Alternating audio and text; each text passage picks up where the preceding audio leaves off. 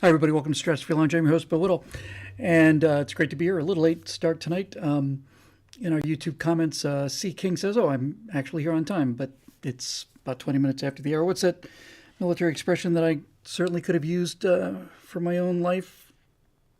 Lo, these many years. Early is on time is late, and late is unacceptable. Something along those lines. Anyway, here we are. So it's good to be here. And looks like we got YouTube and Twitch is streaming. And it's the 17th of November, Thursday. And it's got a whole new thing going. Now, I actually had the browser window open, and I promised myself that I would have the super chats ready tonight.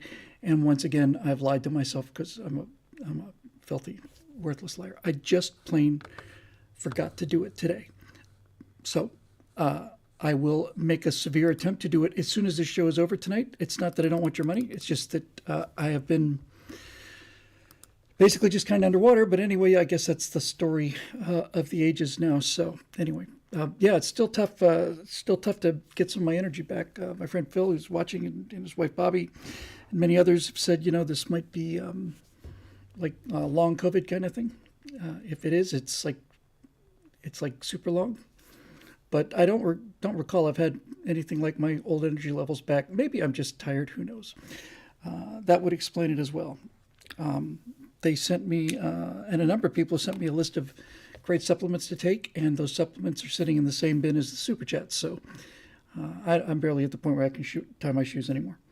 But since I don't have to tie my shoes for this show, here we are. Moonshire Pony on YouTube says, Bill, it's crazy out there. Everything is falling apart. Yes, and I've noticed, and that's the good news. We did Stratosphere Studio on Monday night, and during the recording, we found out that Arizona had been called for the person who's not Carrie Lake. And, okay. I guess we can talk about that later. I imagine there'll be some questions about that. I will undoubtedly get to that later on in the course of the evening. Just a couple things before we get started. I'll say a couple things that usually means about an hour. First of all, I saw on Instapundit that they were going to launch the SLS and 1 a.m., 1:30 a.m. Eastern, and I saw this, I don't know what time, 10 o'clock, 11 o'clock at night or something. That was a half an hour ago or something. So I run onto YouTube and catch up on the live stream, and sure enough, it lifted off. I'm gonna go ahead and be that guy because somebody has to. That's the first launch I've ever been rooting against, and I'm rooting against it because if the thing had never gotten off the pad, stay with me here. I know I'm going to catch a lot of love on this one.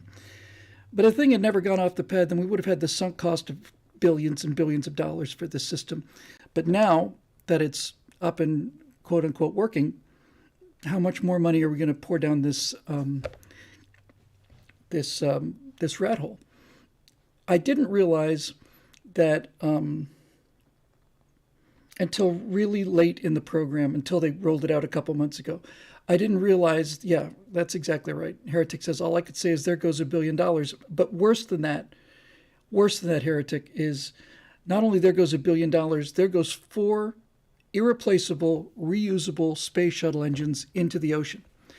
And when I realized that the Artemis program was predicated on using and then discarding reusable shuttle engines and not recovering it, I just realized, how many launches are you going to get out of this thing? If anybody, it's great to have the group mind at work on things. If anybody can tell me how many space shuttle main engines there were prior to the Artemis launch, that would give us an idea of how many launches we can get, because we're going to throw away 4 of them every time we launch this thing. And watching the solid rocket boosters, that I remember when I first saw those things go, when was that? Just a couple of years? No, actually, it was only 40 years ago or whatever, 81. So when I saw those SRBs light, I thought, I'm tired of these things, I've seen these SRBs suck. they suck. They're going to build new engines. Well, only $100 million per engine, and the SpaceX is building one new Merlin. Is the Merlin that they're building? And I think they're making 200. They cost them $250,000 or something. So okay, so this thing's on its way, great, and it's going to the moon, fantastic. But I'll tell you, the only thing I thought that was worse than watching those four engines just fly off into the night and then just splash Raptors, Raptors per day. Watching that, I'll get to that. Everybody's saying apparently SpaceX is bidding to take charge of Artemis. If SpaceX does get charge of Artemis, what they ought to do is they ought to sell every single component they can for a yard sale price and get as much money as they can and put it into building more Raptor engines. Because I just watched the thing go and I simply could not believe, the word that came into my mind when I watched this. I was watching this and it just flew into my head. I said, this is so 20th century, It's just so 20th century watching this, solid rocket boosters. Now, nothing could go wrong with them. Once you light a solid rocket booster, it burns until it either burns out or you blow it up. And I'm not a fan. I'm not a fan of the orange color, which reminds me of the color of, undoubtedly because it's the same substance, of the foam on the external tank on the shuttle. Now, admittedly, on the SLS, there's nothing that foam can come off and hit, but it brings all that baggage with it. But the main reason I'm disappointed to see it fly is because it's not only not innovative, it's retrograde. It's an enormous commitment into technologies that have been obsolete for 15, 20 years now. And I don't understand why you would do that. And I don't know how many of you watched the giant pep talk that was given at the end of this to the mission controllers, where I don't know who the woman was, but she looked like she was conducting a PowerPoint presentation for an insurance company, and she was saying, this is your moment. No one can take it away from you. And there's scattered golf clap. It's over, right? It's over. That's an interesting point. Leave it to Rand Simberg to get it right. My friend Dave Big Booty says Rand Simberg is a friend of mine. I haven't talked to him much lately. Calls the SLS Artemis the Apollo cargo cult. Perfect. Yes. If we build something that sounds like Apollo and looks kind of like Apollo, then we'll get all the No, it's done. It's over. That magic moment is gone. All of the spirit of Apollo is in SpaceX mission control now. And when I look at SpaceX, everything I see, every time I see something new from SpaceX, I think, well, that's pretty cool. When I saw the Starship Heavy stacked, I thought, well, damn, man. And I thought that Mechazilla was going to, the thing that catches the descending first stage and then stacks the second stage on top. I thought that thing was 5-6 years in the future. Now it's ready to go. If it hadn't been for the FAA and then NASA, they would have been. They said they were going around the moon in 2022, and I have no doubt they could have made it then. But in any event, okay. So Lord Sank says apparently they have 16 engines, but they're getting 18 more. Apparently, 18 more at 100 million apiece. Billion here, billion there.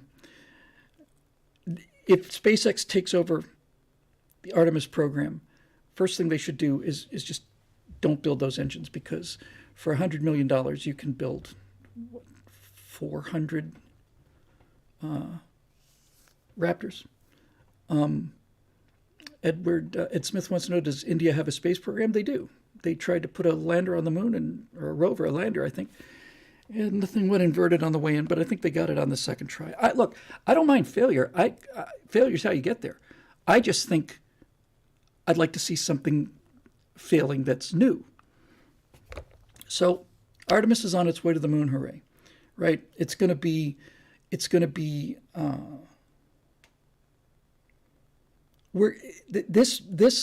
almost to me like when I think about what is the soul of the Artemis program, what is their stated mission, what are they all about? The only thing I can think of, because this is the only thing I hear from them, is that Artemis will be a chance for women and people of color to walk on the moon. And to me, that's antithetical to the space program. Not that women and people of color are antithetical to the space program, far from it. Just the space program and NASA used to be the best of the best. Now they're the best of certain categories. And I'm not on board with it. I'm not. SpaceX, on the other hand, is breaking all kinds of ground and doing all kinds of things. They have an extremely diverse workforce. But looking at SpaceX and what SpaceX accomplishes, I think that the people who are working in the SpaceX mission control are there because they're the best people in the world. And I don't get that feeling with NASA. I certainly didn't get that feeling from whoever that woman was giving that rousing speech. You know, she really looked like someone talking who was just wrapping up a meeting, you know, and she had, she had something in Tupperware in the microwave she had to go run to. I was not impressed at all. I'm not impressed with the design. I'm not impressed with the Artemis capsule. I haven't even seen the Artemis lander.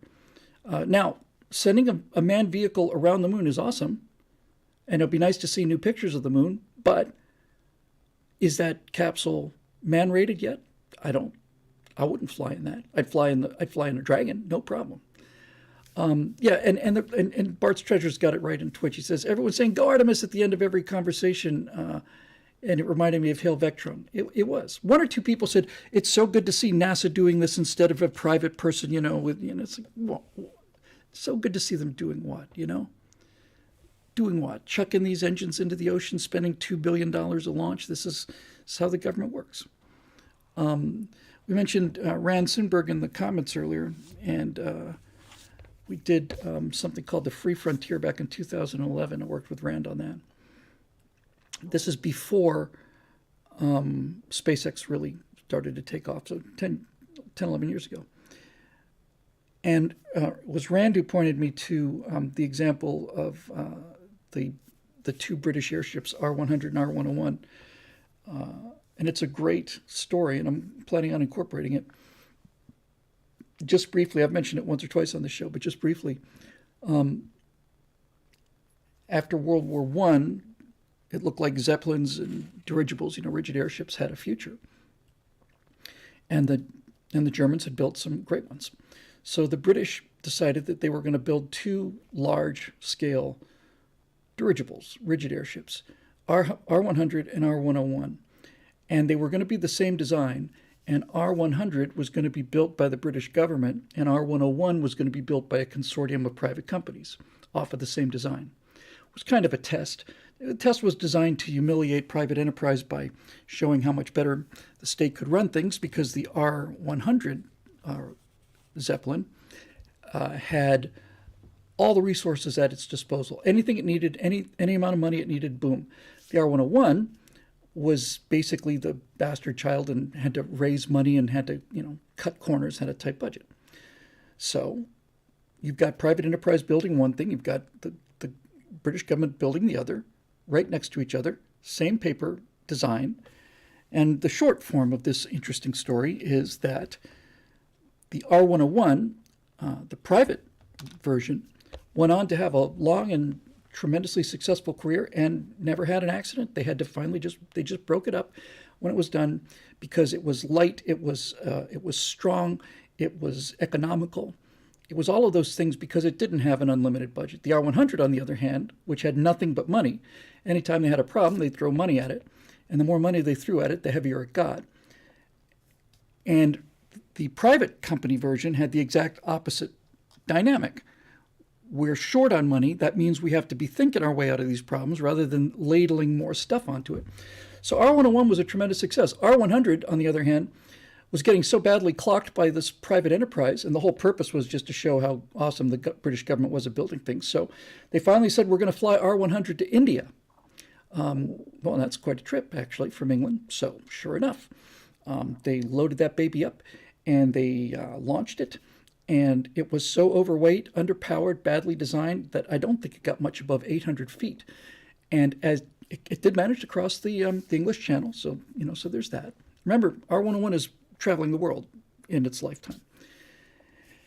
And once it got across the English Channel, it got over France. And unfortunately for the R100, France is not exclusively at sea level, and so R100 crashed into I think I want to say it was an 800-foot hill or something like that, something minor, and killed everybody on board.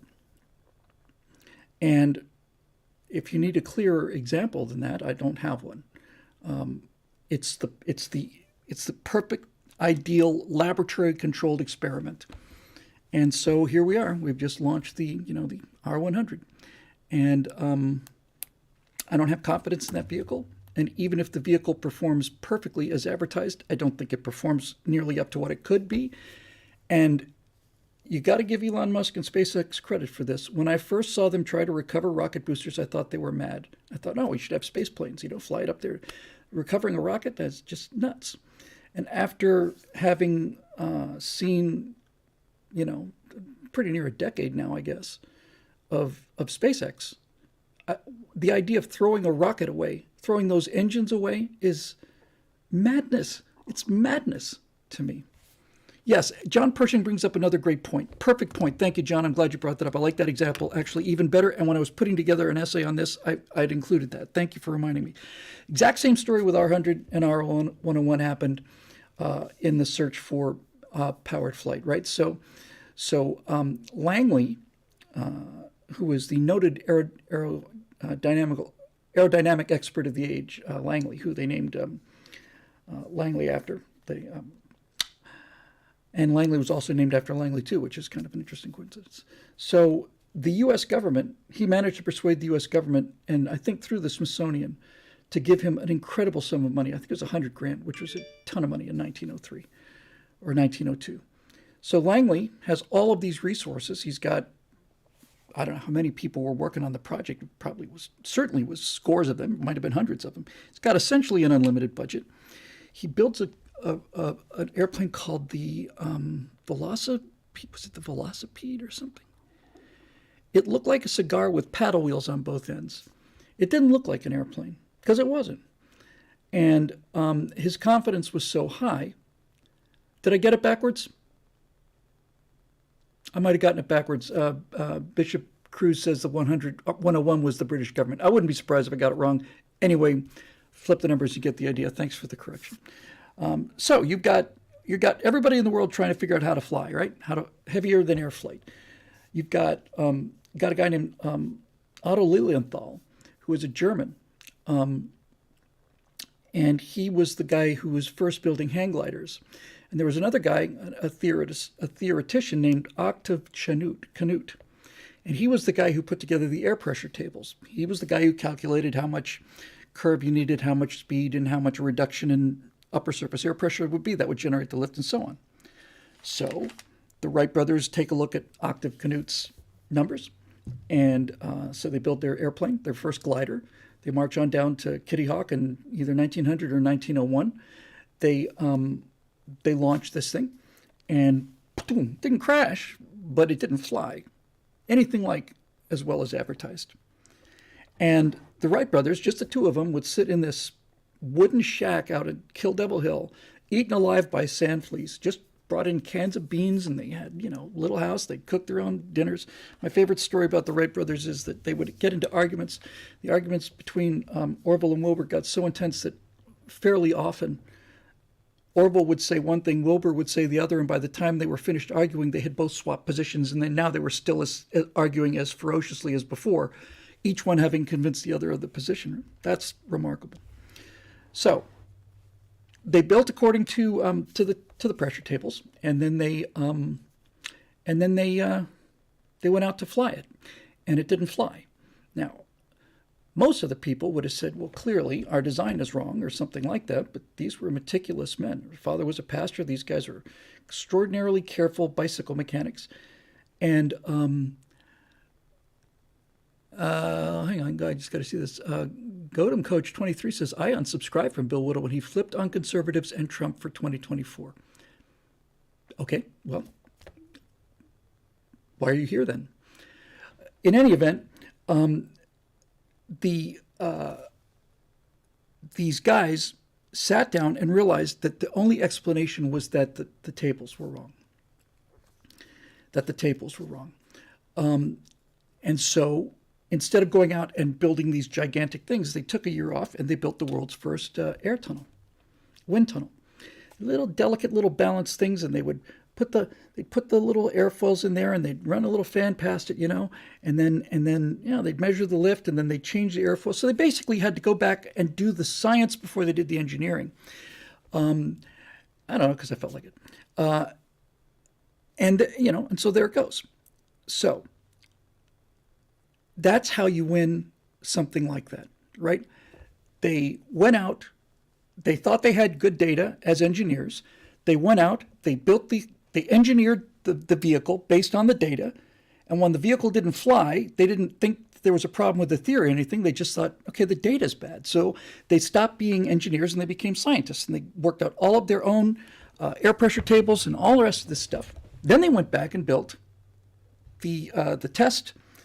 And then the following year, they built the Wright Flyer. Meanwhile, Langley has got all of this money, and he builds this thing, like I said, looked like a cigar with paddle wheels on four sides. No real way to control it. No control surfaces that looked anything like control surfaces. And when Langley decided to fly it, he launched it. He launched it off of a derrick into the Potomac, and it went. And that was $100,000 down the table. The Wright brothers succeeded where no one else had succeeded, and everybody else was trying, because of the practicality of them. Because of the practicality, that's the word that got us heavier than air flight. Wasn't theory, wasn't money, wasn't even really persistence. Although God knows they had a lot of that. It was the practicality. It was the real, the basis in reality. We built this and it's not working. Why not? Well, let's eliminate the variables. And then they did. And then they went back and then they incrementally made it better. Incrementalism is another reason for their success. And so they finally did it. So then the Wright brothers have their first flight in 1903, December 1903. And then they disappear. They disappear. And 3 or 4 years go by and the Wrights aren't flying. And the reason they're not flying is because they're trying to copyright these things, patent these things rather, that they had spent so much time and effort on. And so there's reports of these Americans having flown. There's photographs, right? But the French and the rest of these British and all of them are saying, hey, man, I don't know if they even did it. They're certainly not flying, So somewhere around 1907 or 8, I guess, 3-4 years after maybe it was 1906, there's the world's first gigantic air show in Paris. It's the first demonstration of flying machines. And by now, at least 4, 5, 6 people had figured out a way to do it. I'm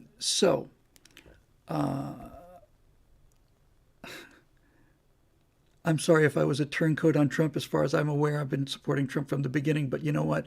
You go right ahead and believe whatever you want to believe. And thanks for the interruption. So by the time the Wright brothers get to this Paris Air Show, they're looked upon as essentially like liars. I talked about Frank Luke on the Stratosphere Studio Show. They're looked on as liars and frauds. And so the French put their airplanes up, and the rest of the Europeans put their airplanes up, and all these airplanes are turning with the rudder. They're flying straight and level, and they're turning with the rudder. And that takes a long time to turn the airplane with the rudder for any number of reasons, but that's what they were doing. And then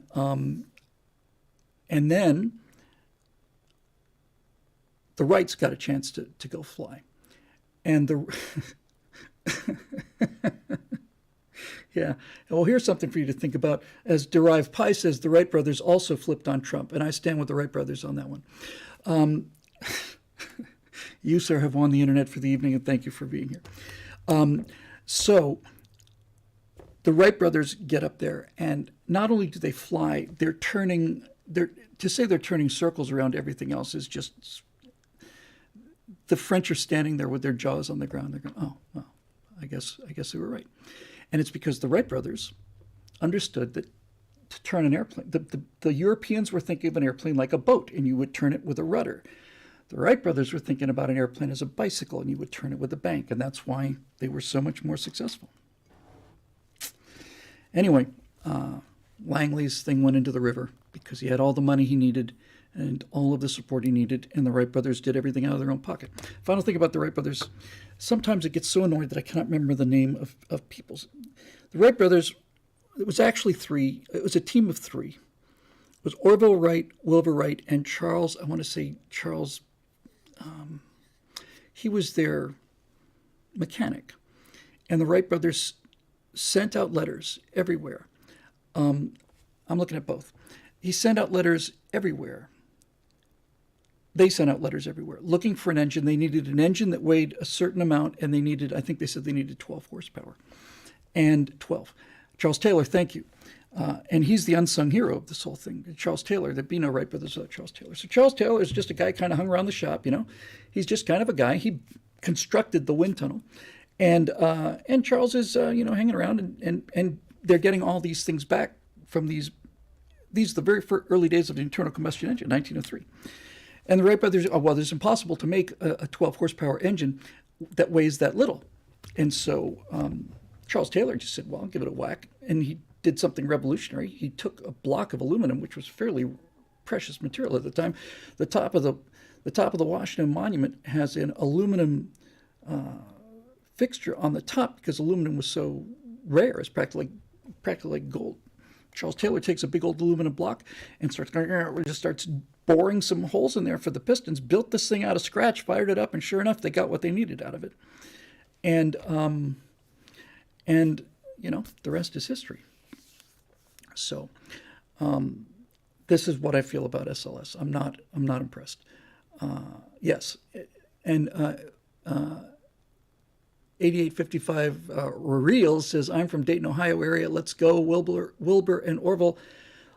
Wilbur and Orville Wright, John Glenn, and Neil Armstrong.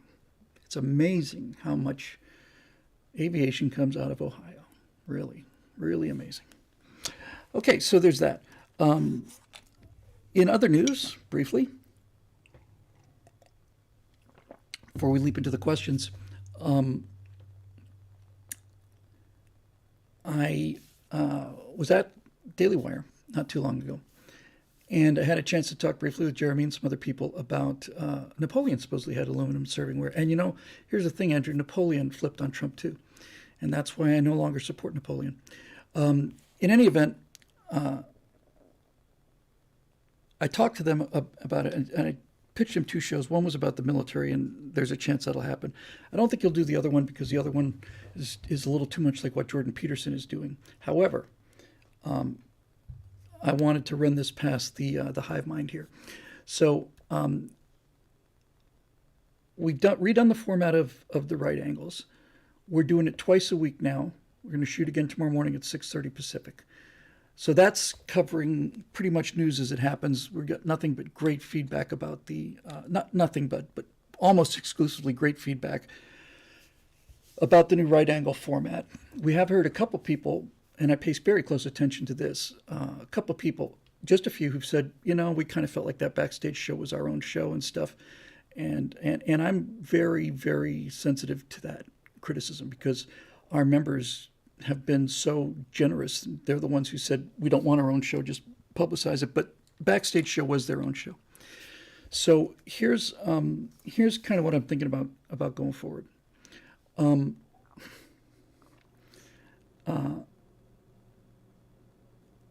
Keep this right angle format. There was a period there where we did Zoom calls with members. And what I plan to do, what my intention to do is keep the right angles the way they are, and then once a week we'll do a Zoom call for members, and then once a week we will, in addition to that, we'll do a Zoom call for producing members. So if you're a producing member, you can get in on the Zoom call for members and the producing member show. If you're not, then you just get the one. If you get the second one, will be a much smaller group because we have fewer producing members and regular members. But I love talking live. I love getting the feedback. I love all of that. So we're going to incorporate those as our members-only content. It'll be something we do at the same time every week, and we will just email out a Zoom link, and we'll send that out to all of our members, and then we'll send out the link for the other one to our producing members, and we'll just do it. We'll just do it same time every week. and I'm committed to doing that. I want to do it. It was fun when we did it before. One of the things that we talked about in order to limit this thing, because obviously I can just go on forever, but Zoom, I think, allows, it's either 30 or 40 minutes. And then if you go longer than that, you have to pay them. And there's no way on God's earth that I'm going to pay any money at all, not a penny to the Chinese Communist Party. So I thought, hey, you know what? That's actually kind of a cool time limit, right? We'll just set up the link.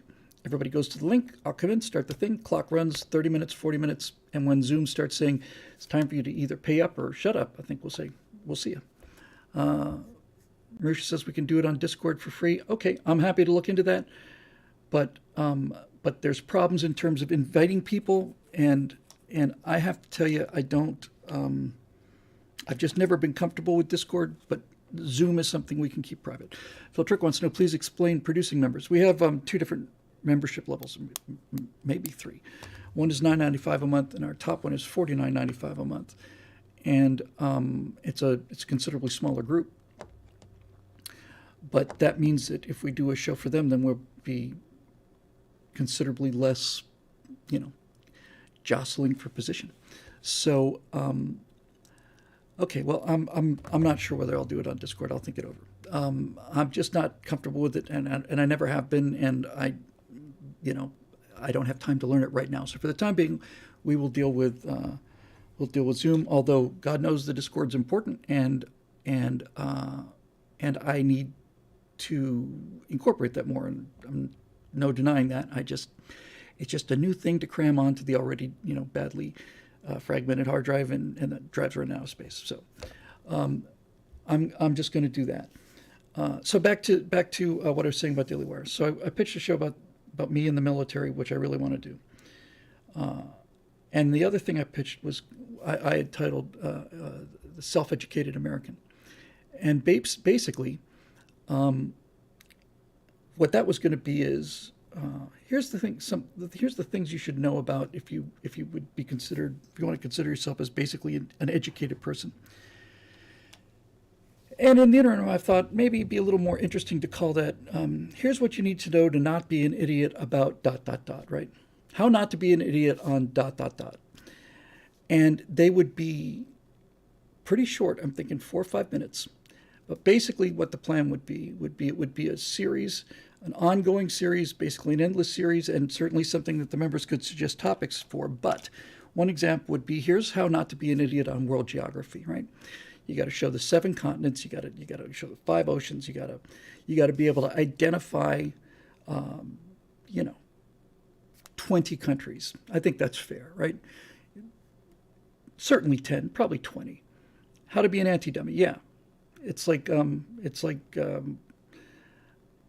so for geography, look, okay, we got to move. Here's a map of the world. There are 1, 2, 3, 4, 5, 6, 7 continents. Europe is a tough one because it's not really a continent. Nevertheless, it's counted as a continent.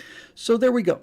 There's a subcontinent here in India, but that doesn't count. North America, South America, Europe, Asia, Africa, Australia, and Antarctica. Here are the 5 oceans. Ba-boom, right? Yes.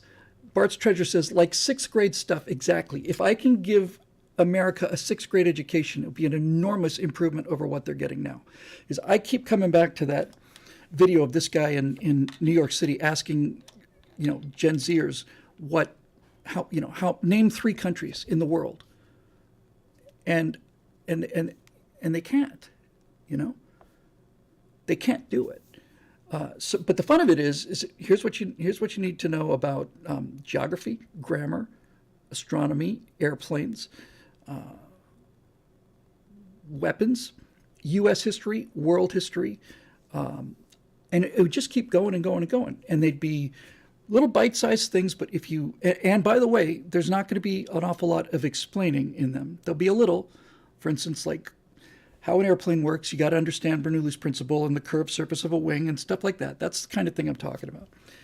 But by and large, for things like geography, I'm not going to be explaining, why this is 7 continents.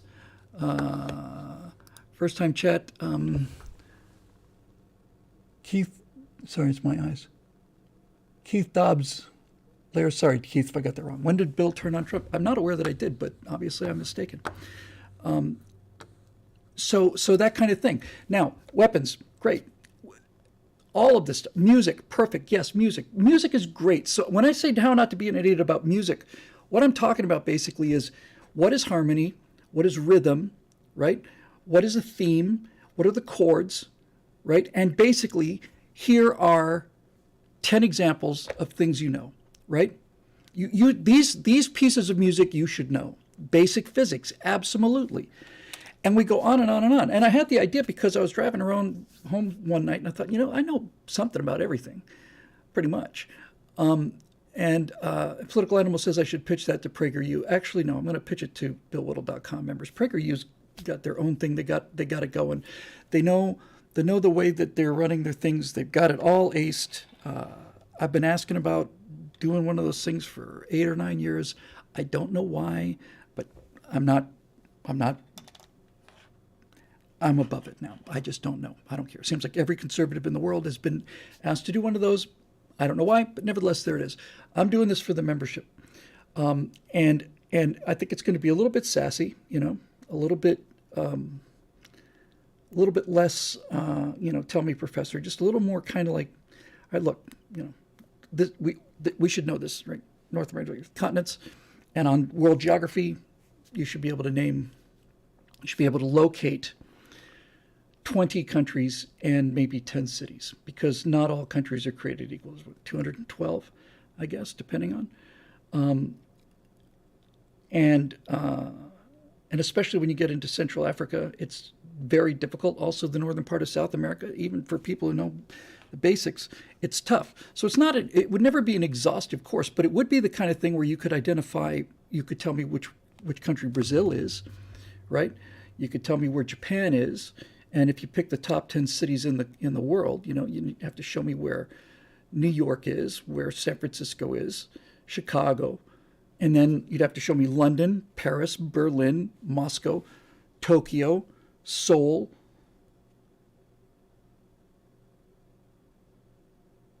Beijing,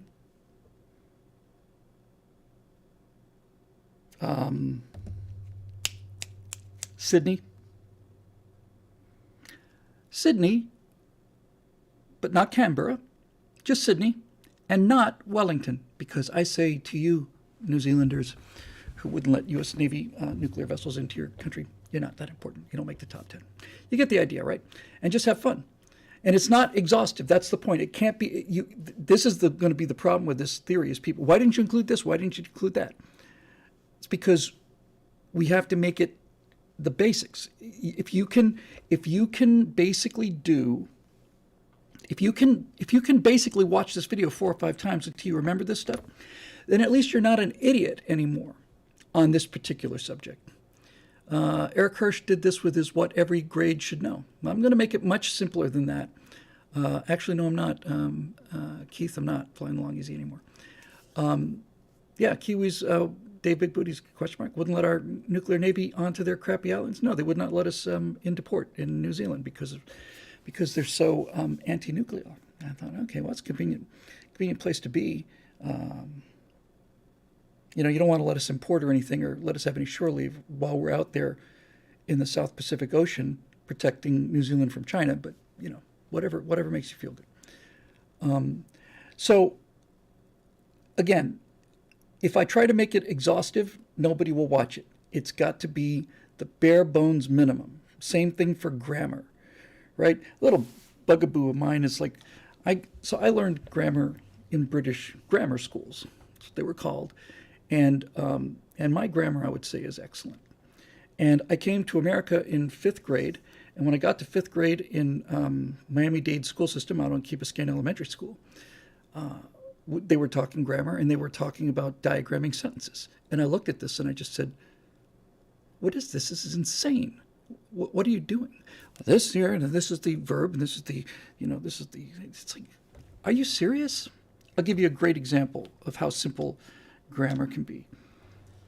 I learned this, I don't even know when I learned this. It never fails me because it's so bloody simple, right? So the big question is, when do you use and me, and when do you use and I, right? Me and I, that's a tough one in English. Is it Susie and I are going to the movies, or Susie and me are going to the movies? Or is it there's a package for Susie and me, or there's a package for Susie and I? And while we were struggling with this, our English teacher, who was English, said, "This is very simple.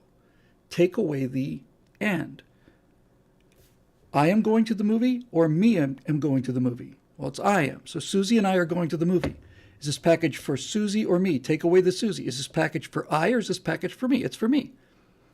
So the package is for Susie and me. Susie and I are going to the movies. Take away the other one and just go with that, and it's done. You don't have to do any work. It's simple. You never get it wrong, ever. And little things like, you're going to take your dog to your house. Wait a minute. Yeah. Did I miss one? I had this right before. You are going to take your dog to... No, it's there. It's there. They're going to take their dog over there. That's the one.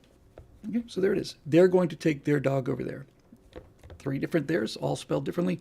This kind of thing, right? You don't say either or neither nor. Little things. But if you can get those things, you're good. You're golden. So same thing for world history.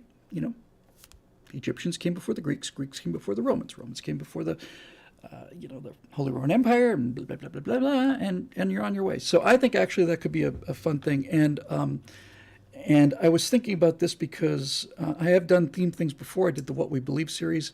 I did the virtual presidency, and I did 5 for TPUSA that didn't get a lot of mileage. I'm going to just rerun those things called We the People V2.0. The first one was money. What is money? Everybody talks about money. Nobody knows what it is. How do you determine the price for something? It's fundamental ground level stuff. So I'm actually going to start rerunning all of those things. I was checking one of my backup drives earlier. But somewhere here, I've got the What We Believe series. Somewhere here, I've got the Virtual Presidency series. Somewhere here, I've got these TPUSA things. And so I'm also going to open up a sub-channel, like a playlist on YouTube for the classics. We'll call it The Vault, right? So here's the Virtual Presidency series. That was good stuff, man. 12 episodes there. The thing I remember about legislation, I think, was the first one, and I had to solve some tough problems with that one. In the virtual presidency, the first one was on legislation, and the question was, well, if you were to look at Obamacare, because this thing was done in 2013, you look at Obamacare, the bill goes to the ceiling. I mean, it's hundreds, if not thousands of pages, and it's unreadable. No one's read it. No one can read it. It is not possible to read. It's designed to be that way. So that left me with the problem, like, okay, well, what would be the upper limit on legislation? If you're going to make legislation readable, the president can't sign it if he doesn't understand it. You can't understand it if you can't read it. It's been going on forever now. So that gave me an interesting problem. The problem was, if you're going to set an upper limit on legislation, what should that limit be and why?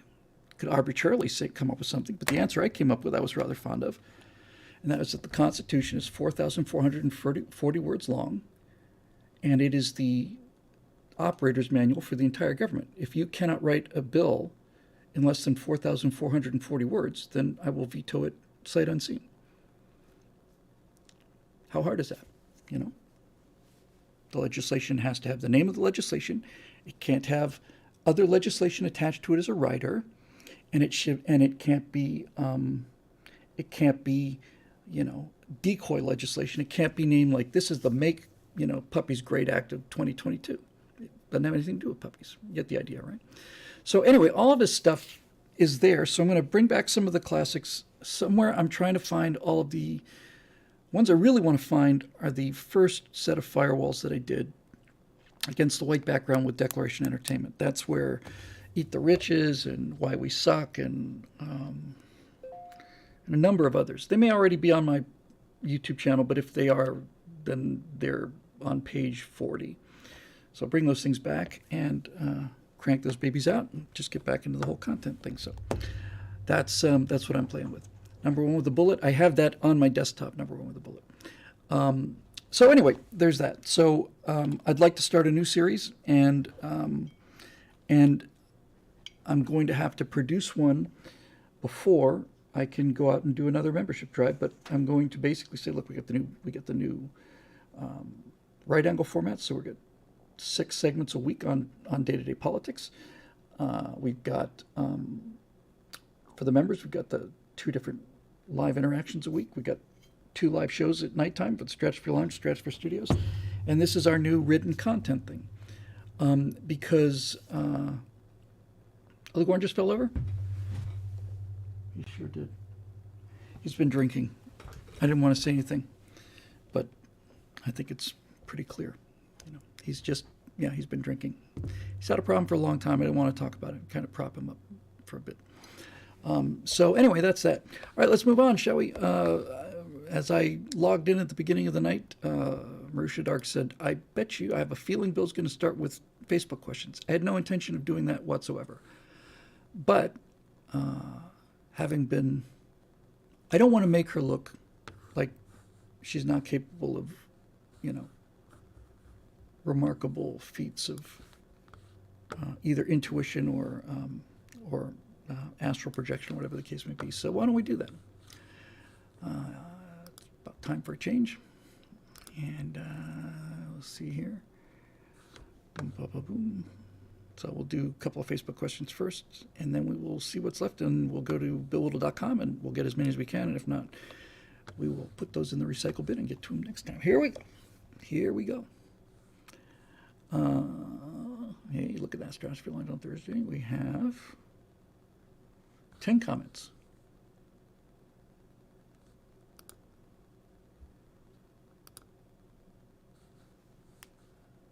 And we'll go to all comments.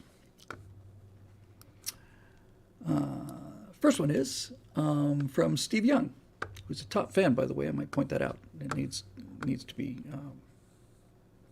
emphasized. And our top fan, Steve Young, has this to say. Evening, Bill. I'm loving the straight talk from the right angle format. Scott is my anti-hero, and he's doing a great job at Counterpoint.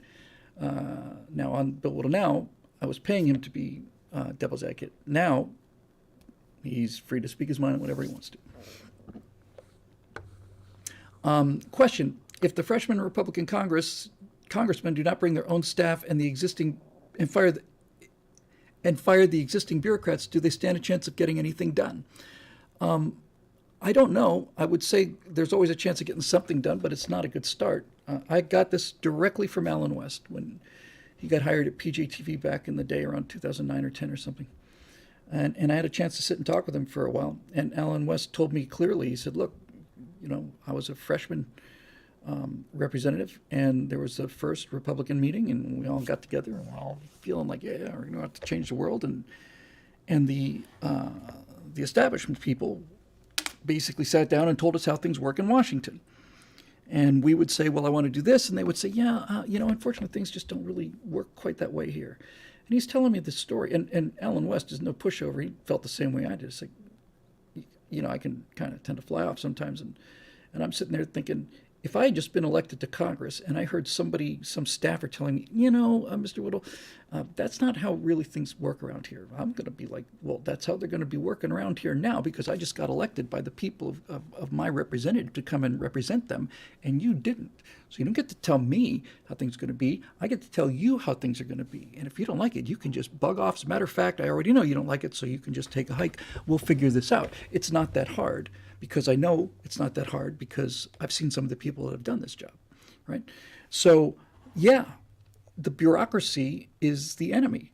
I heard that Mitch McConnell was reelected. That's beyond my comprehension, beyond my comprehension.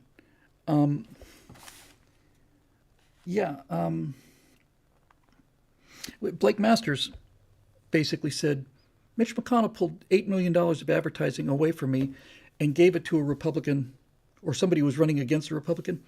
And if they hadn't pulled that, we would have won that seat in Arizona, although Arizona. And I thought, yeah. And people, and Ted Cruz was plenty pissed off about it.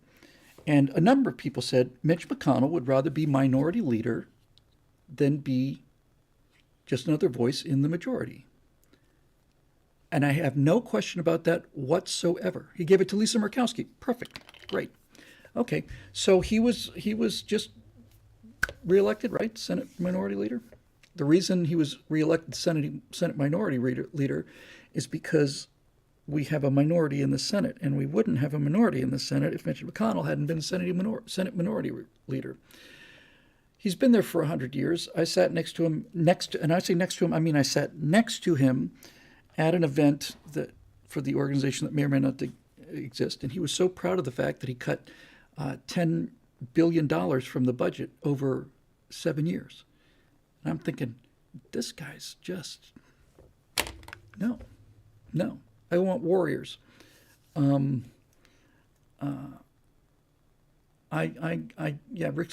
Scott challenged him for the leadership. He should have won. Yes. So the beatings will continue until morale improves. That's all I can say about it. One of the things that we're learning, and it's really important, one of our right-angled subjects, I think this next one coming up, probably released by now or shortly after you see this, and that is that if you want to do something about election integrity in Arizona, that's not a federal issue. That is a state issue. You've got to have the Secretary of State and pretty much the governor as well. I don't care what people say, and maybe they've all had excuses, and the guy who's doing the counting in Maricopa County says we're just following law that the Republicans put in place there. I don't believe it. I don't believe it takes a week to count the number of ballots in a county. I know for a certain fact that for virtually all of my life, right up until 2016, we knew the results of every election in the United States by midnight Eastern time. Because now that we've gone to these fast and efficient electronic voting machines, now it takes weeks to count. The primary problem with the electoral system is really simple. It was explained to me in a way that I understood it. And to me, I think this is, I think somebody with an R out after the name ought to be making this point because it's actually very, very simple. Okay? When you have a voting system, if you don't know how many votes go into the system, then you have no way of knowing if the vote is accurate. In other words, if I've got a voting system and it's a box, it's an opaque box, and I know that 100 people voted, that there were 100 ballots put into that box, and the results coming out of that box, one guy gets 40 votes, another guy gets 60 votes, I can have a fair amount of confidence that that's an accurate result. But if I have 100 votes going into the box and one guy gets 60 votes and the other guy gets 80 votes, then we have a problem, right? We could tell we have a problem because of simple mathematics. If you don't know how many actual legitimate votes are going into the system, you will never be able to know or prove that there was fraud or not. So the problem is not on the back end so much as it's on the front end. Back in the days when you used to have to go and prove who you were and register in advance and go down on election day and drop your ballot in the box, the reason those elections had credibility was because the voting rolls tell us what the maximum total number of votes is, and it can't exceed that, and there's a paper trail on all of them. So once you get into, a lot of people think that the biggest problem is the electronic voting machines. I think they're the second biggest problem. The biggest problem is voting month. 700,000 people had voted before Fetterman's on-camera debate. Why is it that that the Democrats are pushing for this? Why? Well, it's because everything that the Democrats are pushing for makes it easier to cheat. Everything the Republicans at least say they're standing for makes it harder to cheat. And because Republicans are so completely inept at any kind of a moral argument, they simply let it go by. Well, you guys just want to limit voting. You're trying to suppress the black vote. What do you mean we're trying to suppress the black vote? Well, requiring an ID is harder on people of color. Says who? Says you? Yes, it's people of color can't get IDs. Let me make sure I understand this, Mr. Democratic imaginary spokesperson. You're telling me that, in your opinion, black people are either too stupid or too lazy or both to get an ID card? Is that the case you're trying to make here to me now? Because I maintain that that's racist and ridiculous and patently false. But that's what they think. That's what these young progressives think on college campuses, right? Oh, it suppresses the black vote. How so? Really? Having an ID? So what you're saying is black Americans never buy beer or wine.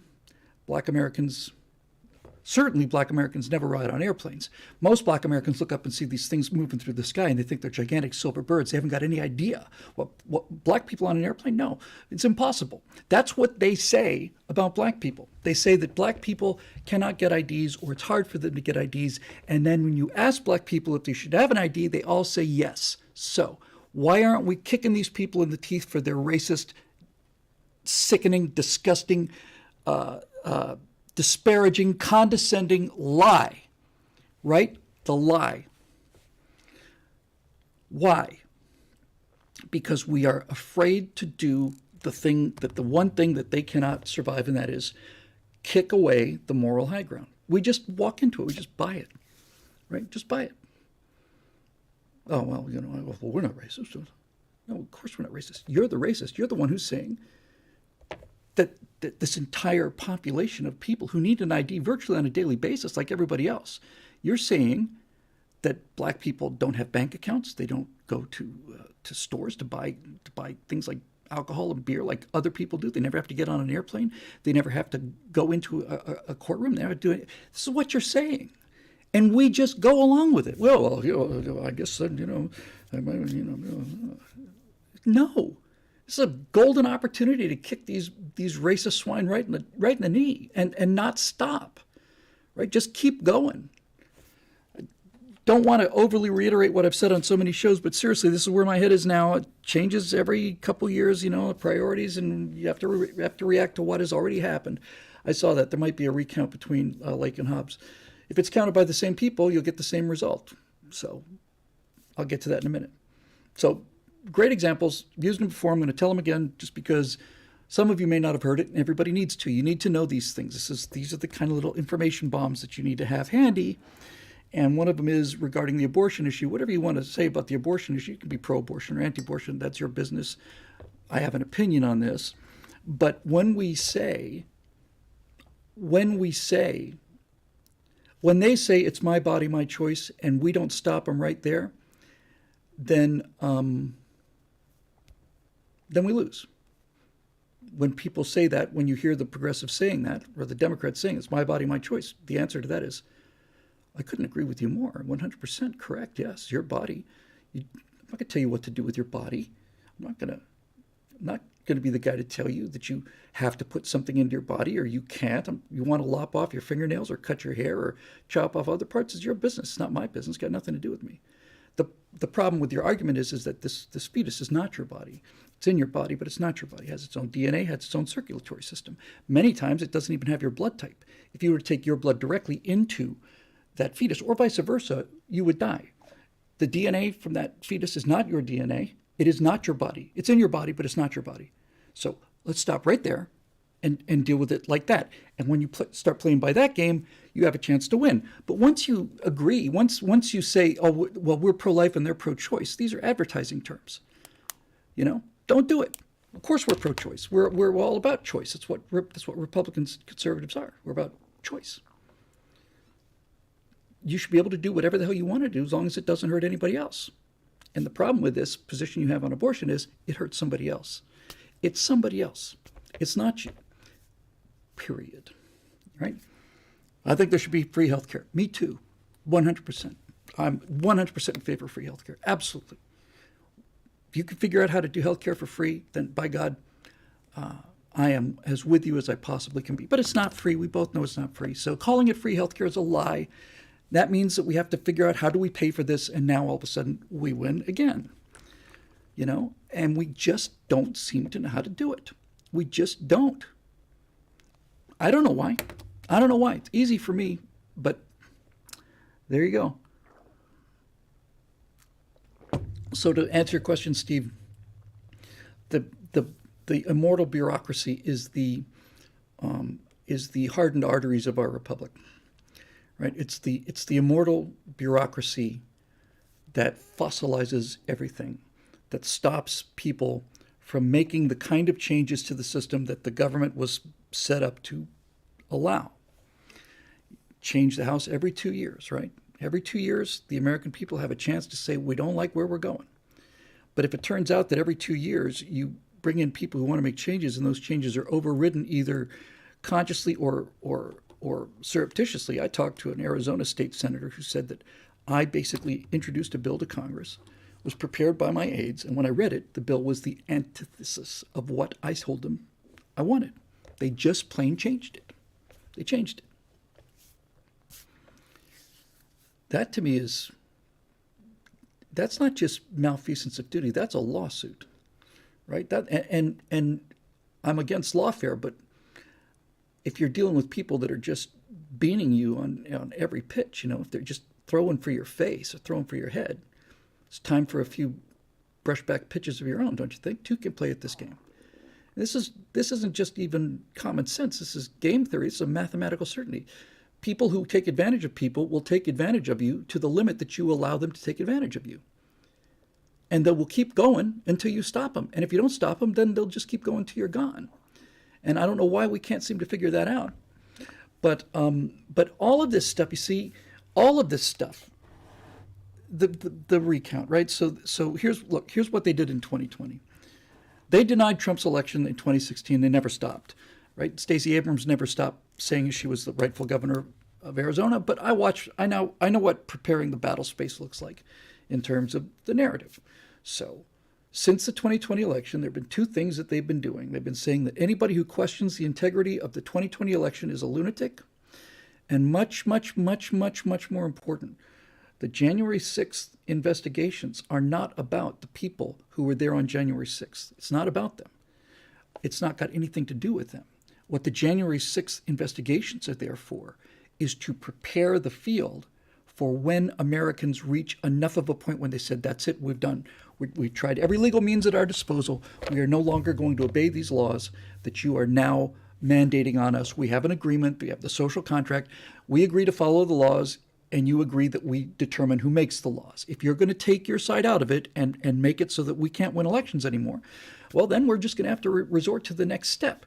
And they've got it set up now so that after all of this talk about insurrection and violent uprisings and not obeying, Republicans have no respect for the law, where do you go? What happens when you have enough of these cases where you say, you know what, this system's just not working, and I want confidence in the system, you're not going to give it to me, now what do we do? Well, now they've got it set up so they can call out the army and have prepped the battle space that these mega MAGA Republicans are basically, just a bunch of lawless radicals who traitors as well.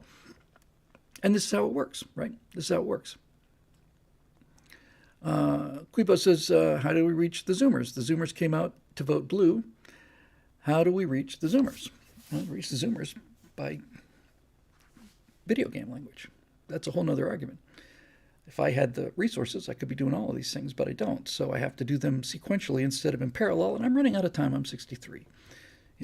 So now Eric Blake's onto the point here. You can beat these people. They're very skilled rhetorically, but they're also very stupid. So you can beat them. All of the bleating that they do, our democracy is at risk, our democracy is at risk, and we basically combat that. We should be rolling with that. We should be saying, God, couldn't agree more. Joe, I'm very concerned about our democracy and so on. So since you think that the democracy is at risk, and so do we, right? That means we should implement whatever things we can to make the democracy more secure, right? For example, why are these votes counted in secret? I know why you cast your vote in secret. I don't know why it's counted in secret. I don't know why there aren't 50 webcams in every single counting center in the country. I don't know why a U.S. citizen cannot get on any of these webcams and watch the votes being counted at any time of the day or night. Doesn't affect the outcome. The election is over. But then you get the power of distributed intelligence, right? Because if you made every single voting center with 10, 20 webcams, just a live stream, doesn't have to be all the time, just while you're actually counting the votes. Then you got people the guys who describe themselves as weaponized autism, then those people start looking at the counts. There are people who would say they just keep a running score. They would just count them up. Why don't they do that? They haven't explained that to me yet. I remember in 2020 when there was this counting center behind these large panes of glass, and panes of glass, and then they started putting up these white cardboard things so that the people couldn't see the people who were counting, couldn't keep their eyes on them. How do you explain that? I don't know. Yeah, single white women came out in droves. Okay, so the beatings will continue until morale improves. Now let me say something about single white women. I don't have anything like the backing or the resources of either Daily Wire or Blaze or anything like that, and that's my choice. But I do listen to sources that are of a different nature than the sources that Ben and Mike Knowles and Glenn Beck and Dave Rubin listen to. I am not listening to just political messages. In fact, I'm trying to listen to them as little as possible. I'm listening to the culture. I want to know what the culture's doing, because the culture will tell you what's coming. I'm not going to spend any more time with this. I spent the last 2 years on this. The culture has decided that they hate woke politics and they will walk away from them. But what's happening lately, and when I say lately, I mean I've started to notice it as a significant cultural event within the last 3 or 4 weeks. It's that new. The last 3 or 4 weeks, I'm starting to see a large number of videos coming out that are saying very important things. I'm seeing a lot of videos coming out from young single women who are talking about the raw deal that men are getting.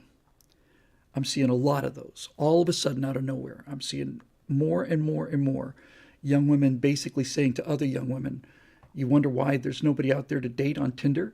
You wonder where all the good men have gone? Why should they date you? What are you possibly offering them except to bitch them out and then bail on them after they marry you? What possible reason would they be attracted to you? I'm hearing that a lot. That's a swing. I'm hearing now from black people. I'm hearing a lot of defense of white people from black people, especially white males from black people, are saying the only people in this society you can say anything about and who has to take it are white men. That's it, period. That's important. I heard, what was the other one? Women who came out and basically, to the degree that you can count on the results of the election, the women that came out and blunted the red wave are unhappy, and they're getting more unhappy. And they're now at the point where they're so unhappy, taken as a group, they're now at the point where they're so unhappy that they're actually starting to question the assumptions that made them unhappy in the first place. Jordan Peterson talks about this. He knows what he's doing. He's a psychologist. He's saying you find women who are 40 years old and they've got $400,000 in the bank and they're sitting at home watching TV alone with their cats. Those are not happy people. And all of this stuff is happening, and it's new. It's new. It's a change. I remember 2 or 3 years ago when I watched the pop culture channels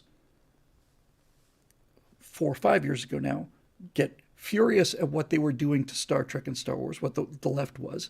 They were furious, and then they were outraged, and then they were resigned, and now they just don't care. They just don't care. And that will have consequences.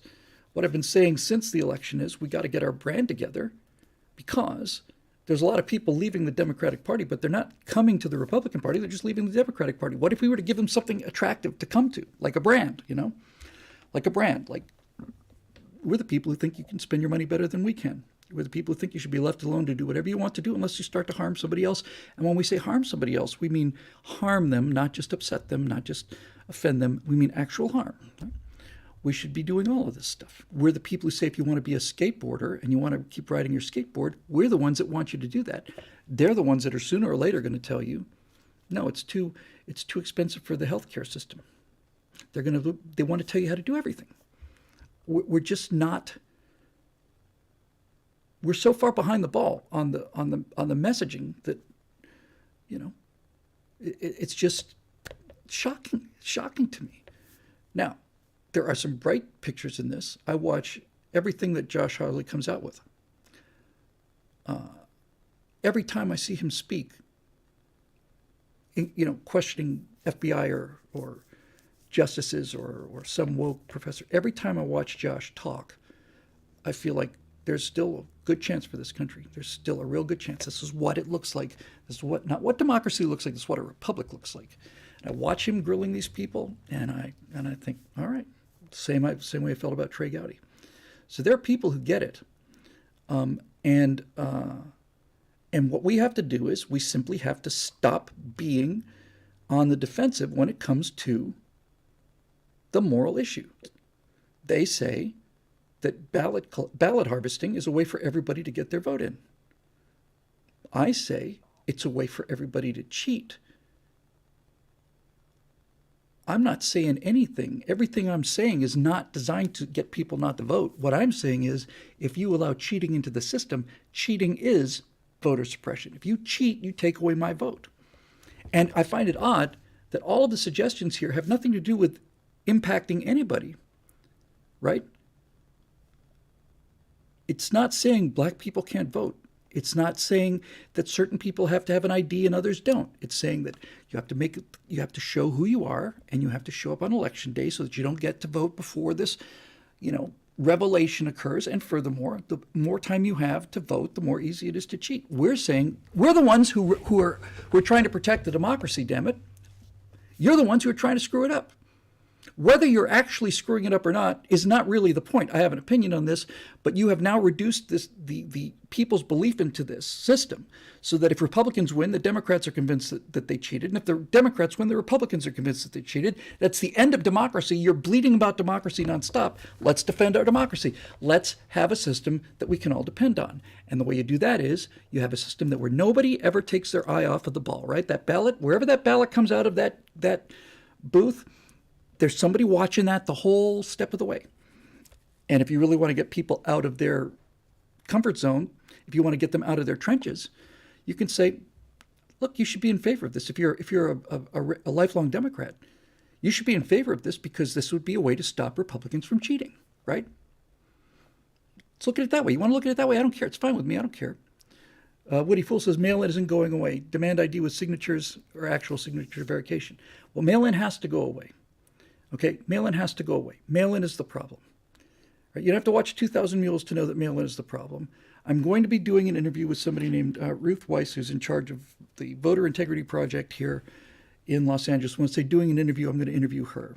She has been on the ground. She's the one who is at the voting center. She's not a theoretician. She's not at a university. She is the person who watches this stuff happen in front of our eyes. And when I talked to her at a speaking event I did beginning of this week, I said, what can we do? What she said really surprised me and also encouraged me. I said, what can you do to be sure about this? She says, well, Republicans are saying we need to vote early because the Democrats are voting early. She says, that's the stupidest thing I ever heard. She said, the best chance of your vote being accurately counted is for you to be there in person and drop it into the tabulating machine on election day. She said, if you mail in your vote a month before the election, that gives them a month to know how many votes they need in order to overturn the outcome. It gives them more time to figure it out. She said the thing about going in person and dropping it in the box is once you do that, there are Republicans and Democrats watching you drop it in that box. There are Republicans and Democrats watching that box doing the counting center, and there are Republicans and Democrats watching those votes being tabulated. It's practically impossible to cheat that way, she said. But mail-in voting, how many times? I mean, how? For those of you who haven't seen 2,000 Mules, what more proof do you need, right? 100 ballots. Some guy shows up with a mask over his face, wearing a balaclava, dumps 200 ballots into a mailbox? No. And this business, and by the way, we're still not addressing the issue, right? We're still not addressing the issue because the issue is you're trying to say that convenience is more important than trust. And I say trust is more important than convenience. I say it's not an inconvenience to me once every 2 years to have to dedicate 2 or 3 hours to go do something that we can all trust. So this argument about, oh, it's much more convenient. I don't care how convenient it is. I don't care. You really want to make it convenient? You can make it a button on YouTube. I vote for these guys. You make it a button anywhere. You can just build it into the system. You start. I can cast my votes between now and 2030. I'll just select generic D's all the way down. That's convenient too. It's got nothing to do with convenience. You're using convenience as an excuse to lower trust. And the reason you would be doing that is so that you can cheat. If you've got another explanation for why you are constantly making it easier to cheat, other than the fact that you want to cheat, I'm happy to listen to it. But I won't hear anything about that because we all know why they do that, right? So, boom. I hear the objections to the film. They sound like what someone who is trying to sell you off fish would say. Yeah, exactly. Okay. Ben needs more proof after watching Mules. Okay. Of the people in the trade that I know relatively well, I know Dinesh D'Souza relatively well only because we've had a chance to talk about non-political stuff maybe 4 or 5 times. I find him to be a person of very high credibility, and I don't think that he faked that video. The fact of the matter is, if somebody is dropping 100 ballots off in the middle of the night, and even if it's 100% legal, even if it's 100% authentic, it still stinks, right? So the way you go at this is to basically say, look, at this point, it doesn't even matter whether there's cheating or not. If half of the country believes that it's cheating and the other half doesn't because that one half won and the other half lost, you don't have a democracy anymore. You sure don't have a republic anymore. And if you're saying that the complete loss of faith in our system is something that we're going to just exchange for it to be easier for people, is how they win. It's how they win. Just caught my name here, P7 2017, Bill Whittle in YouTube. What good is changing Republicans' branding going to do with the information distribution system is going to keep it from the people? Well, that's a good question, but the bottom line is, I can answer this probably right now.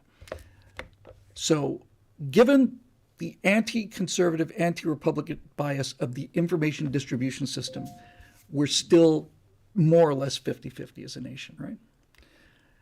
If we had an actual brand, then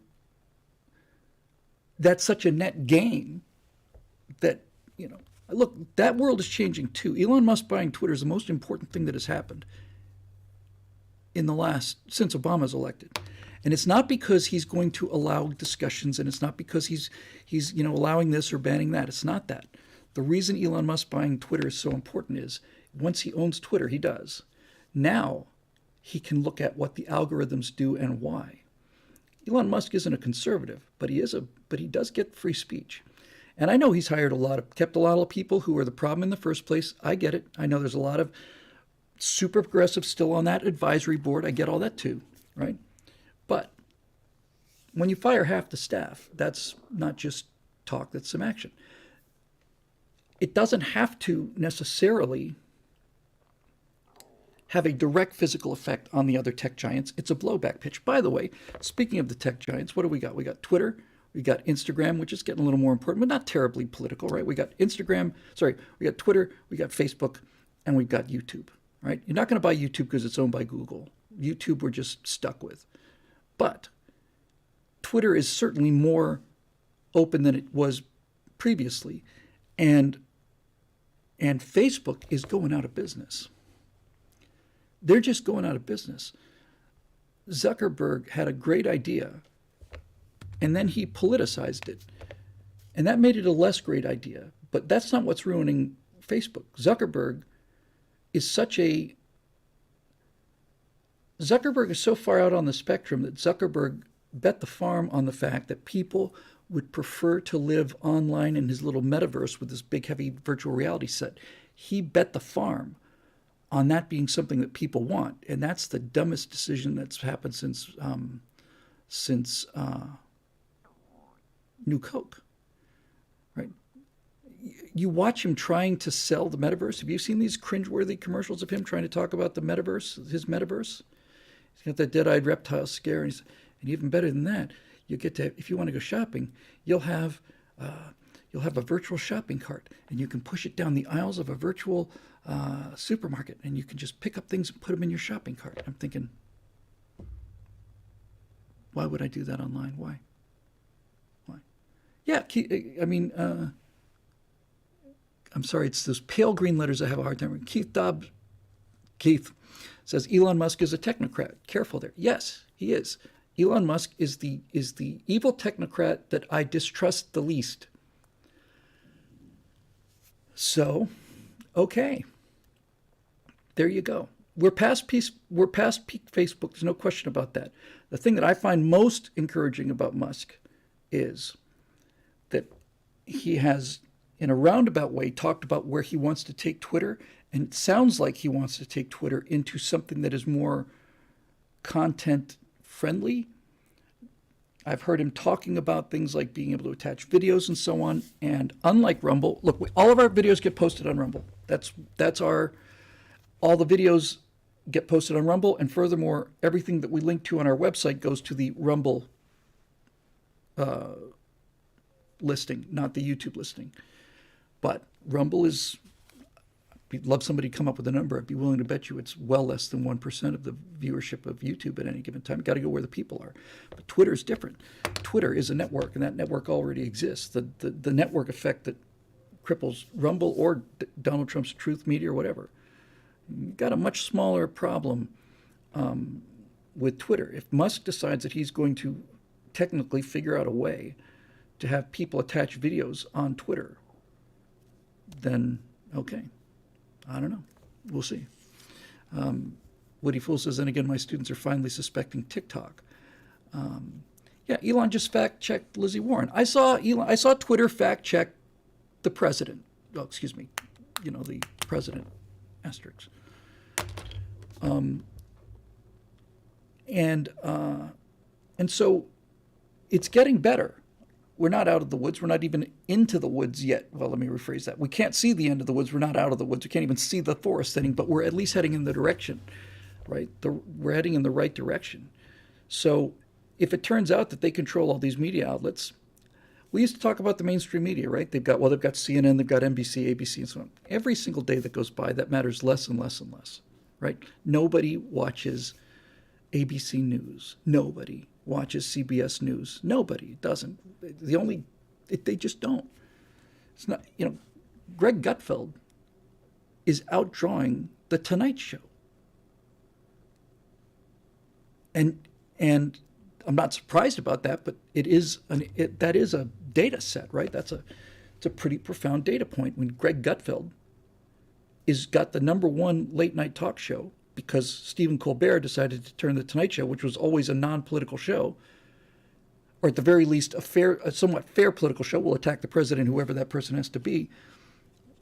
When Greg Gutfeld has the number one late night show in the country, then okay. And of all the people, Eric Gott says, still no super chats. I talked about it at this beginning, Eric. I was going to have them tonight, and I just plain forgot them. I swear to God, I will get to these things. And I know how awful it looks, and I feel worse about it than you do. You just have to take my word for that. YouTube has not ever explained removing Crowder. Did they drop Crowder completely? I know they dropped Stéphane Monod, and he's just disappeared off the face of the earth. Now, of all the people and the phone calls I need to make when I can finally get out from underneath this script writing load, the first person I need to talk to is Greg Gutfeld. I was on Red Eye 5 times.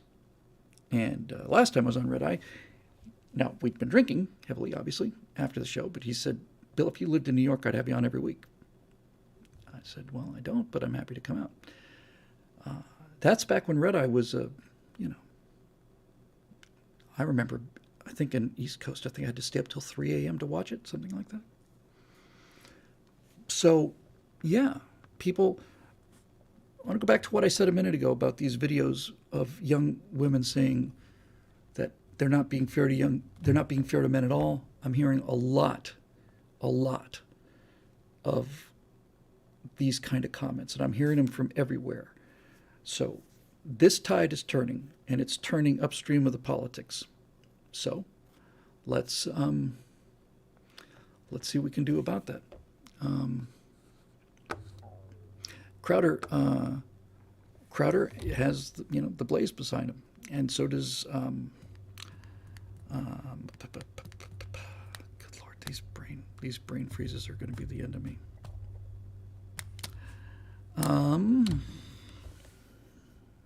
Here's his face right in front of me. Rubin. Dave Rubin. You know, Blaze or Daily Wire. They've got some horsepower behind them. So, anyway, that's it. So now all we have to do, frankly, to answer your question after half an hour, is yes, they own the information airwaves, but their control over them is loosening, and we are more or less tied with them, and we're tied with them without a brand. And we're tied with them without fighting back effectively. We just once again don't know how to hit them where they live, which the only thing they've got is their unearned moral superiority. Kick that away and they've got nothing. So I plan to kick it away. What we're going to do.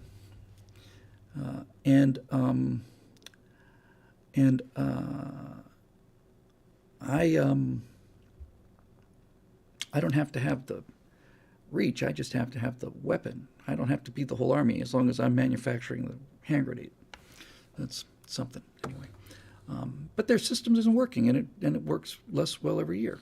And a lot of these Gen Zers came out because they wanted to knock 10 grand off of their bills, off of their student debt. Biden knew that he didn't have the legal power to do that when he made the promise. And a few days after the election, it became clear that he didn't have it. So they're not going to get their 10 grand. Now that means he wins races that we should have won in 2022. What happens in 2024 when that $10,000 reduction that everybody was promised doesn't happen? I don't know. But it seems to me that's an opportunity for us if we only had the common sense to take it and then just put the rhetorical knife between the ribs and just plain twist it until they give up. Just boom. Barbara Russell says, tried a couple times, not working. Barbara, that was probably because we started late. Hopefully you're watching now. It'd be nice to know. Back to Facebook. Jacob Belchek. Hail, Bill. Hail, Jason. Want to give you a clap on the back for the new right angle format. Steps in the right direction, I think. Thank you. One of the things I believe is hardest to come to terms with on the right is that people we oppose think so little of lying. Amen to that, brother. They think nothing of lying to your face about things that are blatantly obvious, and they do it so brazenly that it staggers me. The thing that troubles me most about Donald Trump is his tendency to do the same. See Ted Cruz's father killing JFK. And yet the left and Trump seem to experience great success with this method, or at least never really seem to pay any penalty for it. As a Christian myself, I find it fundamentally foolish to speak the native language of the devil and expect good things, but at the same time, there's clearly a role of deception for warfare. In the light of this, is there also a role for deception in politics? No, I don't think there's a role for deception. I don't think that there's no question they're deceiving us, and I don't think the answer is for us to deceive people either. The truth is our strongest ally. That's our main practical ally, is speaking the truth. We don't get caught up with hypocrisy when we speak the truth, because, as I've said many times, the great thing about being a conservative is you get to say one thing and then do the same thing. So the truth is our most important ally, and giving up the truth is tantamount to completely disarming yourself and not only losing the fight, but deserving to lose the fight. It's not the lying that's the problem. It's not the lying that needs to be duplicated. It's not the willingness to lie. It's not the win at any cost. None of that I'm in favor of. What I'm in favor of is understanding the rhetorical tricks that they play so that you can turn the fact that they're lying against them. A good example of this was when we were talking about, just a few weeks ago now, seems like an age, when it looked like we were going to win, pick up 5 seats in the Senate and so on. If we had the House and the Senate, then my theory was as Republicans, pass a lot of laws that are on the brand. And a good example of them would be the Protect Our Daughters Act of 2023, which basically goes to the president and says, because of this idea that one person who feels uncomfortable with who they are is allowed to compete in women's sports to the detriment of 10 or 15 million biological girls, we simply say no. It will be against the law for transsexual males to compete in women's sports for the obvious reasons. And the obvious reasons are just look at the outcome when that happens. It's not fair to young women. That allows us to be the champion of real women. And most importantly, it goes to Biden's desk, and then Biden has to veto it. Make him veto things that show who he really is. That's the kind of thing I'm talking about doing. There's no lying involved with that. On the contrary, you're basically just putting the truth into an effective package. Make him veto everything that you send that makes sense to regular people. We think that there should be a middle-class tax cut because things are tough and we think people know how to spend their money better than the government does. Make him veto it. Make him veto all of this stuff. We want to be able to drill for gas and oil so that we can lower gas prices for Americans. This is the essentially the Give an American a Break Act of 2023, right? Gas prices are killing the country. The number one reducer, don't even bother to argue the climate point yet. That's so deep in the system, that's going to take a long time to weed that thing out. That's their ultimate lever, by the way. But you say, listen, just state the facts. The one country in the world, by far, it's not even close. Not even close. The one country on the planet that has done the most reduction of carbon emissions is the United States, by far. Nothing's even in the same boat, right? So reason we reduced our carbon emissions was because of natural gas. Burns cleaner than oil does, burns much cleaner than coal does. So you want to reduce carbon? You think that's important? We're leading the world in that. And I think that we should be able to simply just go with that. We need more low-cost energy. You need to be able to go to work without it costing you your food budget. Make him veto that, but write it in such a way that it's not a 3,000-page bill. Make it a 1-paragraph bill, right? Period. Here it is, Joe. Gas prices are too high. The reason they're too high is because the federal government, which under the previous administration had us not only energy independent, but energy exporters, you have changed the conditions of that. So now people can no longer pay for their gasoline to go to work in, and you're doing it for your radical lunatics on the green side of your party. And we're saying American people deserve a break. And here's the break. This solves the problem. Make him veto it, right? Make him veto it. And then once he vetoes it, keep hitting him on it. Why would you veto something like this? It's not political. This isn't the elect Republicans at any cost bill. This is a bill that says we want to lower gas prices for Americans, and the only way to do it is because this is how things work. When something's scarce, there's more, it costs more. When there's something plentiful, it costs less. So we're going to make it more plentiful, price will come down. Very simple. Right? Why won't they do that? Because they don't know how. They don't know how. They're just plain. The Republicans are all, they're all, to the degree that they're about anything, is they're about solutions rather than the root problem, right? They're not about the cause.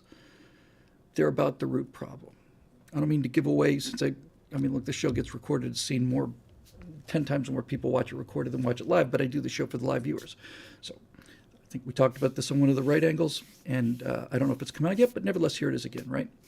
So look, philosophically, I am completely opposed to government handouts and government programs. Any kind of government program for here's free condoms, here's free this, here's free that, I'm against on principle. But the way you can win this thing is, instead of, when you run into these women who are making this argument, my body, my choice, right? The best way to listen to this, the best way to beat this is to say, look, you're saying that women need an abortion because they find themselves with unwanted pregnancies and that in many cases they're simply unable to handle this burden. So what you really want is, you don't want the abortion. You want to be able to do something about the unwanted pregnancy.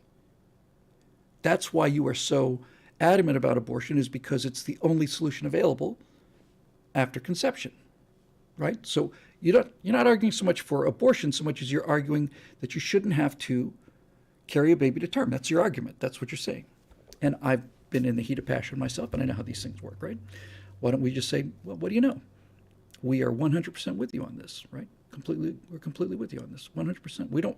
You don't want unwanted pregnancies. We don't want unwanted pregnancies. We don't want unwanted conception.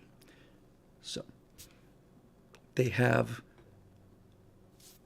theoretically, I'm not arguing for this, I'm just making the point from a practical point of view.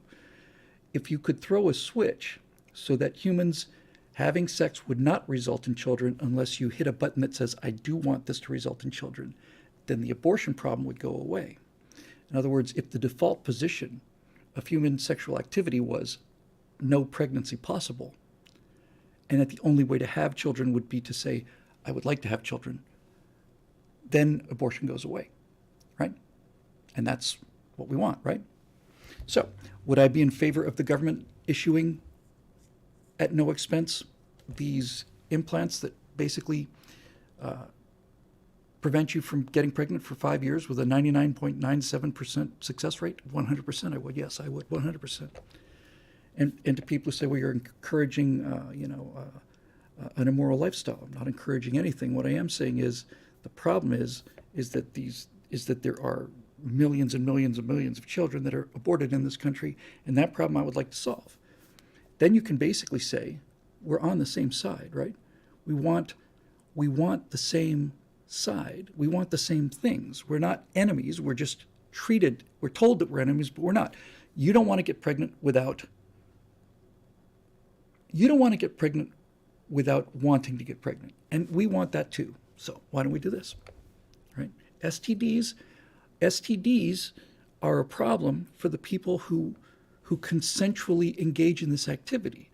We're not talking about them. We're talking about the results of people that engage in this activity, right? So why don't we try to do that? Bill, this whole mess is in caps. This whole mess is the way it is in the first place because we think sex has nothing to do with babies. Well, that's probably true. I mean, I think even the least educated people are aware of the fact that this is a possible outcome. But thinking ahead is not the problem for most people. And I don't know about you, but I don't know any males that have never been in that situation, right? Heat of the moment is the heat of the moment. If you were to basically say that, now when we talked about this on one of the right angle shows, we said that this implant thing, it's reversible, right? I'm not talking about, oh, we got a raid. Hooray. If you were to look at solving the problem that way by basically saying, yes,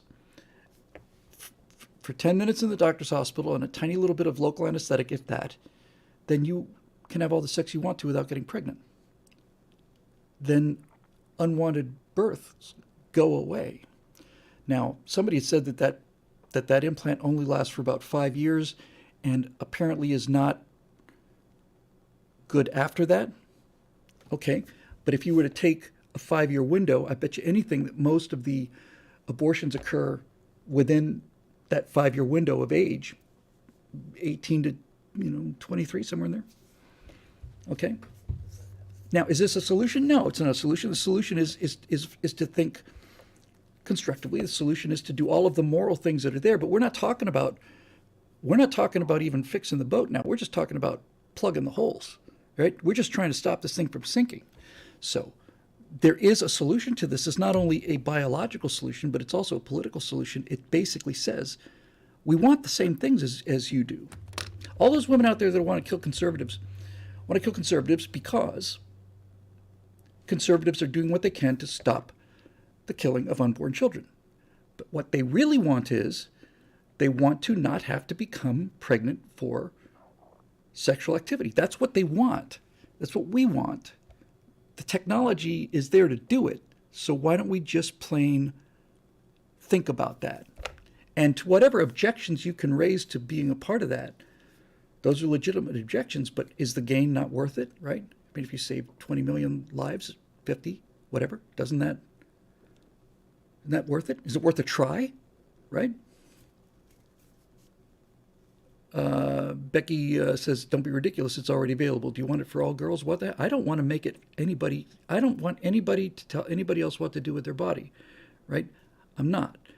But it's not widely advertised. It's not widely known. And the beautiful thing about that is, it is essentially 5 years of foolproof. And by the way,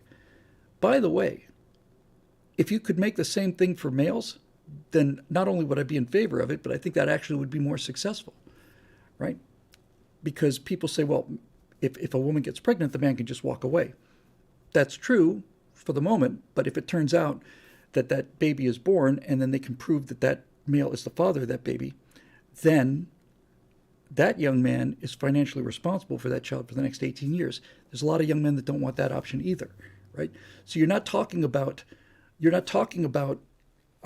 about a perfect solution to the problem, because there is no perfect solution, but I am talking about something that could significantly reduce the harm. And right now, significantly reducing harm is where I am and where I am going to be for a while. So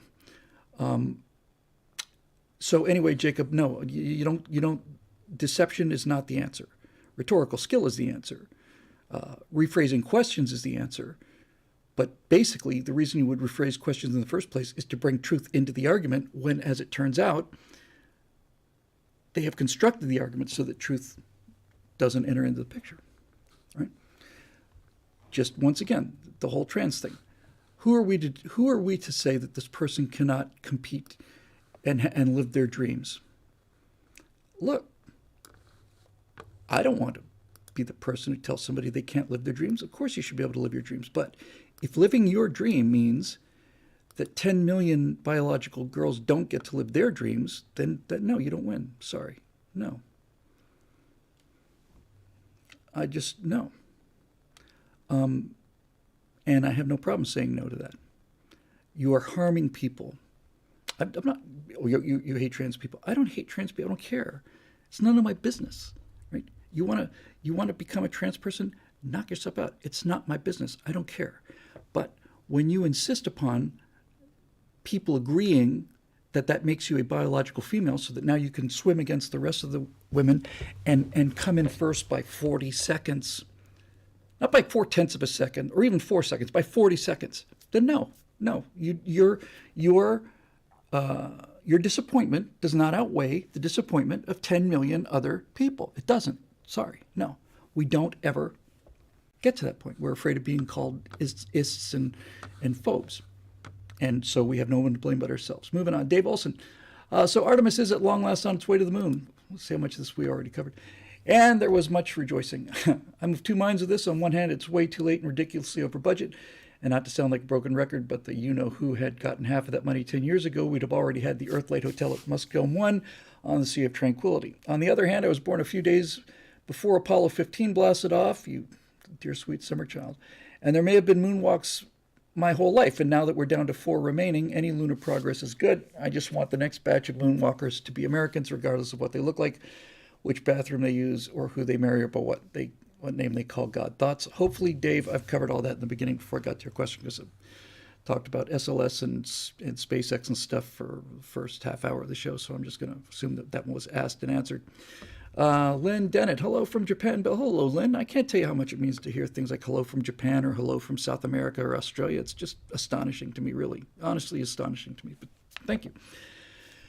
I heard you mention Silent America a few weeks ago, so I bought a copy. It took a month, but it finally got here. I remember when I joined the members site, I got a PDF download of the Best of Afterburner Volume 1 as a member bonus. Have you considered doing them as EPUBs and offering them as merchandise for members or sign-up bonuses? Also, the G20 just agreed to vaccine passports being required for travel, so are we going to be serfs for the neo-feudalistic government of the Great Reset? Wow, 2 questions there. There was some talk about doing Silent America as an ebook and offering. I'll tell you the honest truth, Lynn, about Silent America. That was published in 2005.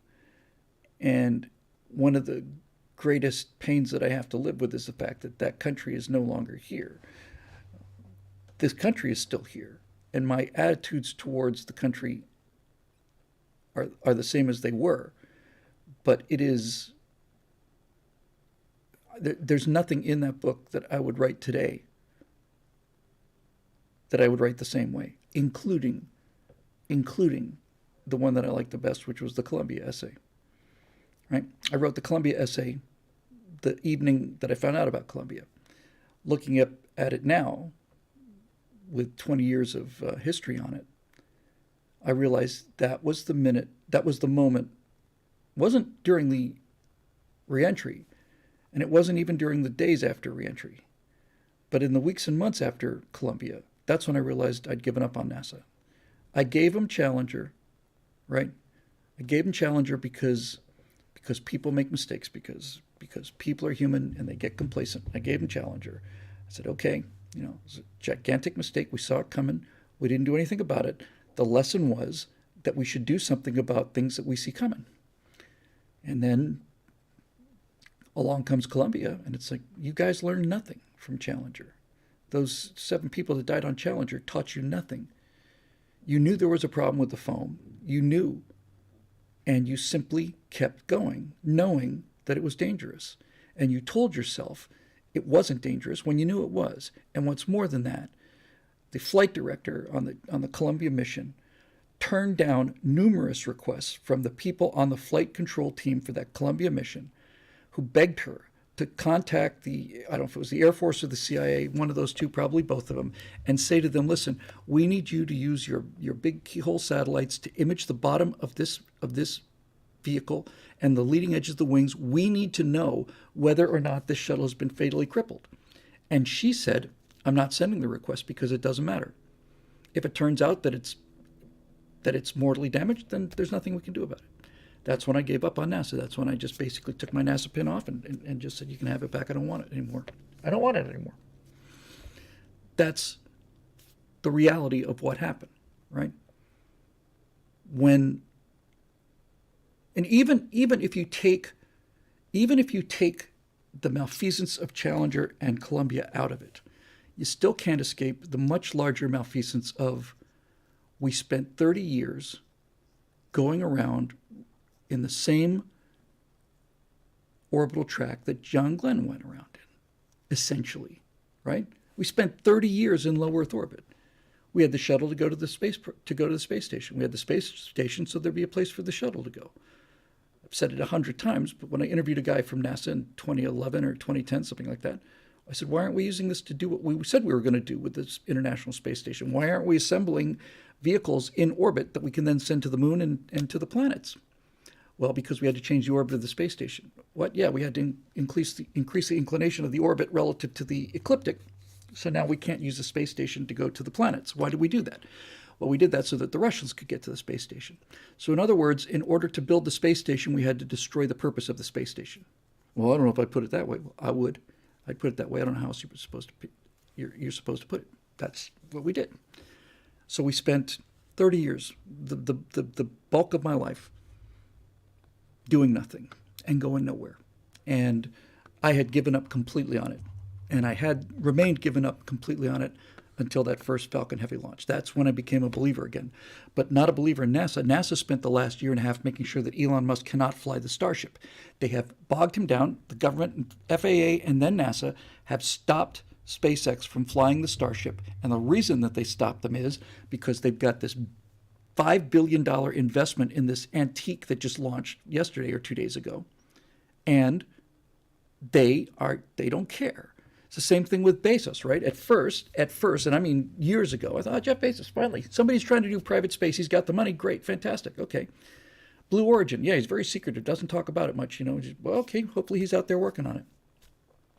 So then it turns out that Bezos spent, 8 years doing nothing, and finally had his first launch only because Branson was also doing nothing with Starship for 15 years, right? Doing nothing, going nowhere.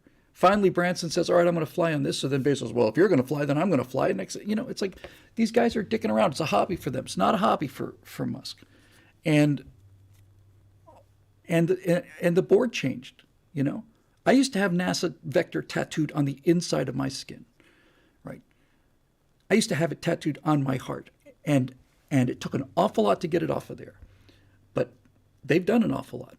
And as I said at the beginning of the show, not only not only was the watching those four engines, those four reusable engines take off and go into the Atlantic, not only was that a retrograde experience and the orange foam and all the solid rocket boosters and all the rest. I watched this thing. I watched this exact stack go up in 1980, 81, I guess. I watched it, right? That was 1981. Can we do something different now? No. So Musk is doing this, and not only is the government trying to slow him down. Remember, was it 2 years ago now, where Bezos sued SpaceX because SpaceX got the contract for the lunar lander? Bezos sued them to stop the process so that he could review the process because Musk was moving so fast that Bezos, who claims to be all about space exploration, had no recourse. His space program was garbage. He hadn't done anything with it. Musk had done something with his. And now Musk is getting all this attention, all this credit. So now we get into this big billionaire ego trip, and Musk sues SpaceX to stop us going to the moon? What do you do? You know, you just okay, all right. Woody Fool's got something here. He says the space race hasn't been the same since the dark turn. Yes, the dark turn. I've never heard it called the dark turn, but that's exactly what it was.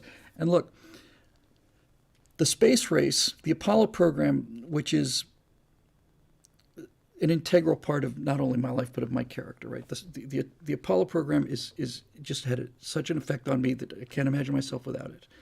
But with that said, the Apollo program was a giant government program with a one-off objective, and we got that objective, and I'm very proud that we got that objective.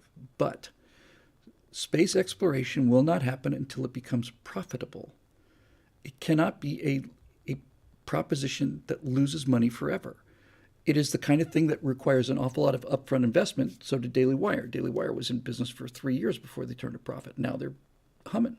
So I don't mind sunk costs. I don't mind losing money until you make money, but the space program will not continue. There will not be a space program unless it makes money. And the way it makes money is you have to get the cost down. And the only people that are getting the cost down are SpaceX. And the people that are driving the cost up is STS. And so I don't want to see STS succeed. It's bad for the future. It's bad for the country if it succeeds. Because if it succeeds, NASA's going to keep doing what they're doing. They're going to keep blocking the guy who knows how to run in order for the people that don't know how to run to catch up. And it's just, no.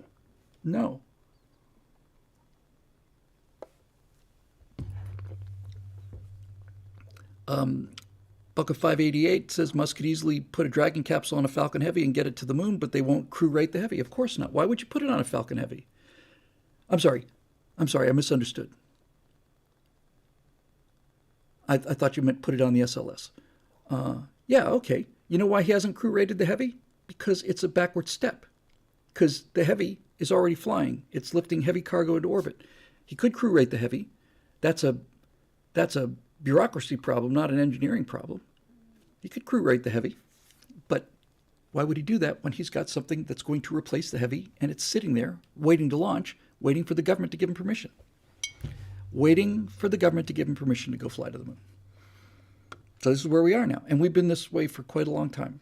Even we were talking about Silent America a few minutes ago. I wrote an essay in 2003 or 4 about my friends up at a company that doesn't exist anymore called XCore, and basically, thank you, Paul. That means the world to me. And basically, I talked to Jeff Grayson, who was running that company. He said, right now, the job of NASA is to make sure that nobody gets into space unless they got NASA painted on the side of the rocket. So for 15 years now, that's been the case. It's a government agency. It's a regulatory agency, and its job is to make sure that they protect their budget and protect their livelihood and protect their standing army of engineers. And if that means flying hardware that was obsolete by 1985, then that's what they'll do, because that's what bureaucracies do, right? If you just got out of the way, we'd have been there by now. And there you go, right? I'm sick and tired of watching the agency that was the high point of human existence devolve not into not being able to do the job, but now making sure no one else does the job either. That's what you got. That's what NASA is now. Their job is to make sure that nobody gets to space unless it's on board this $5 billion 40, 50-year-old technology dinosaur that doesn't work.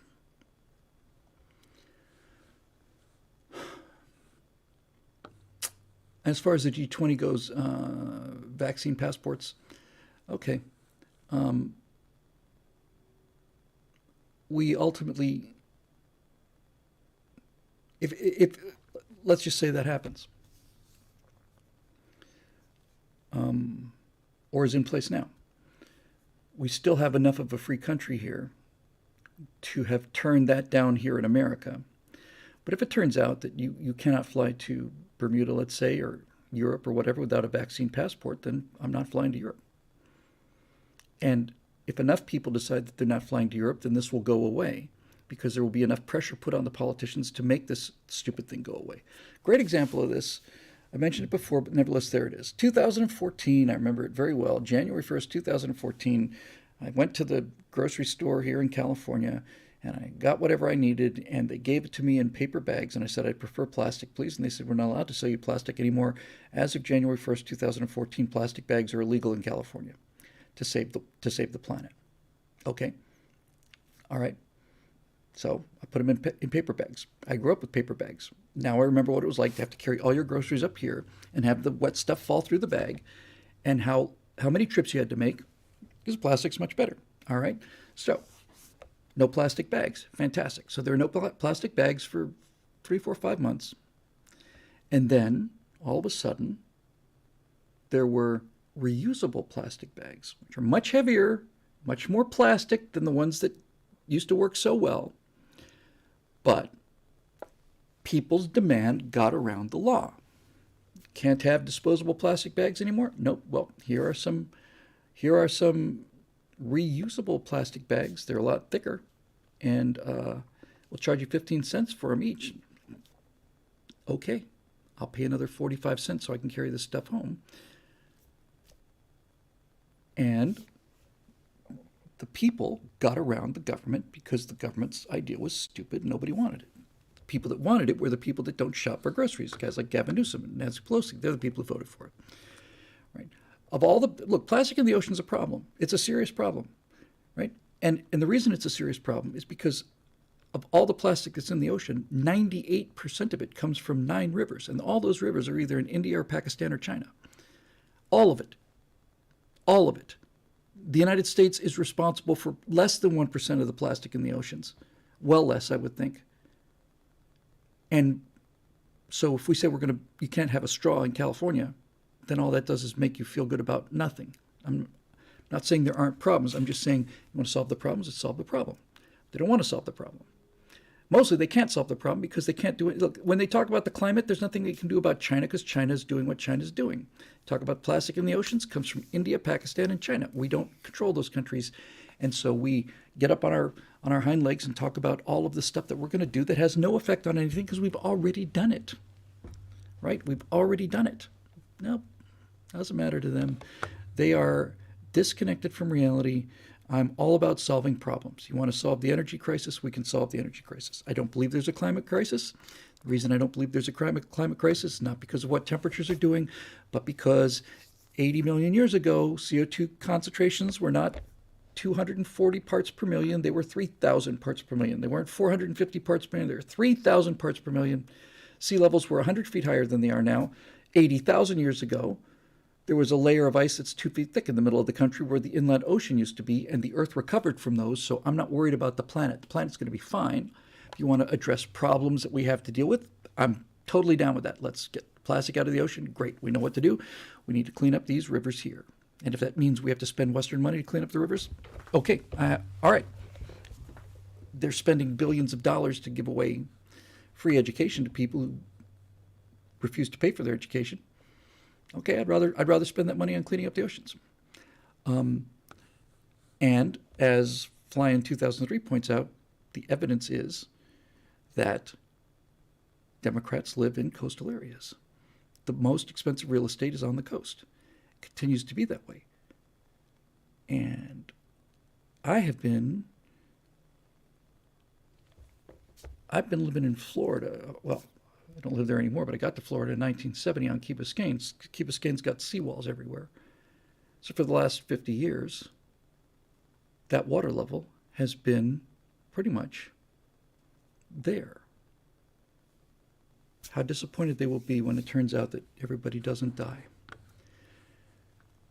But that's what fear-mongering does. And Evan Sayet put together a poem that was fantastic. The poem basically said, I remember when we were afraid of the ozone hole, and we were worried about global freezing, and we were worried about the population bomb, we were worried about running out of oil, we were worried about running out of minerals. We were worried about acid rain, we were worried about killer bees. There's always been something that's about to happen to kill everybody, and we must absolutely take immediate action, and then none of it ever happened, right? That's what they do. They cannot function if they don't have you living in a state of perpetual fear and emergency. So there you go.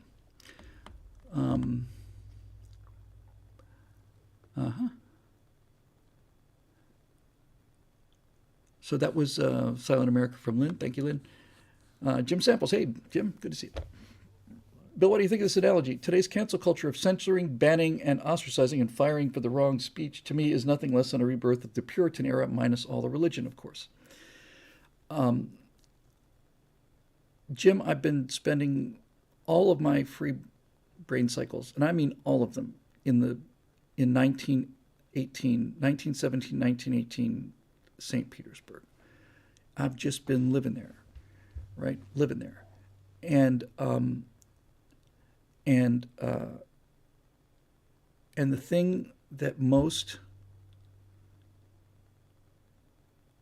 thing that continues to amaze me is how unpopular Bolshevism was and how much lying and manipulation had to happen in order for them to get powerful enough so that the murdering could take over. And once the murdering took over, then fear does the rest, right?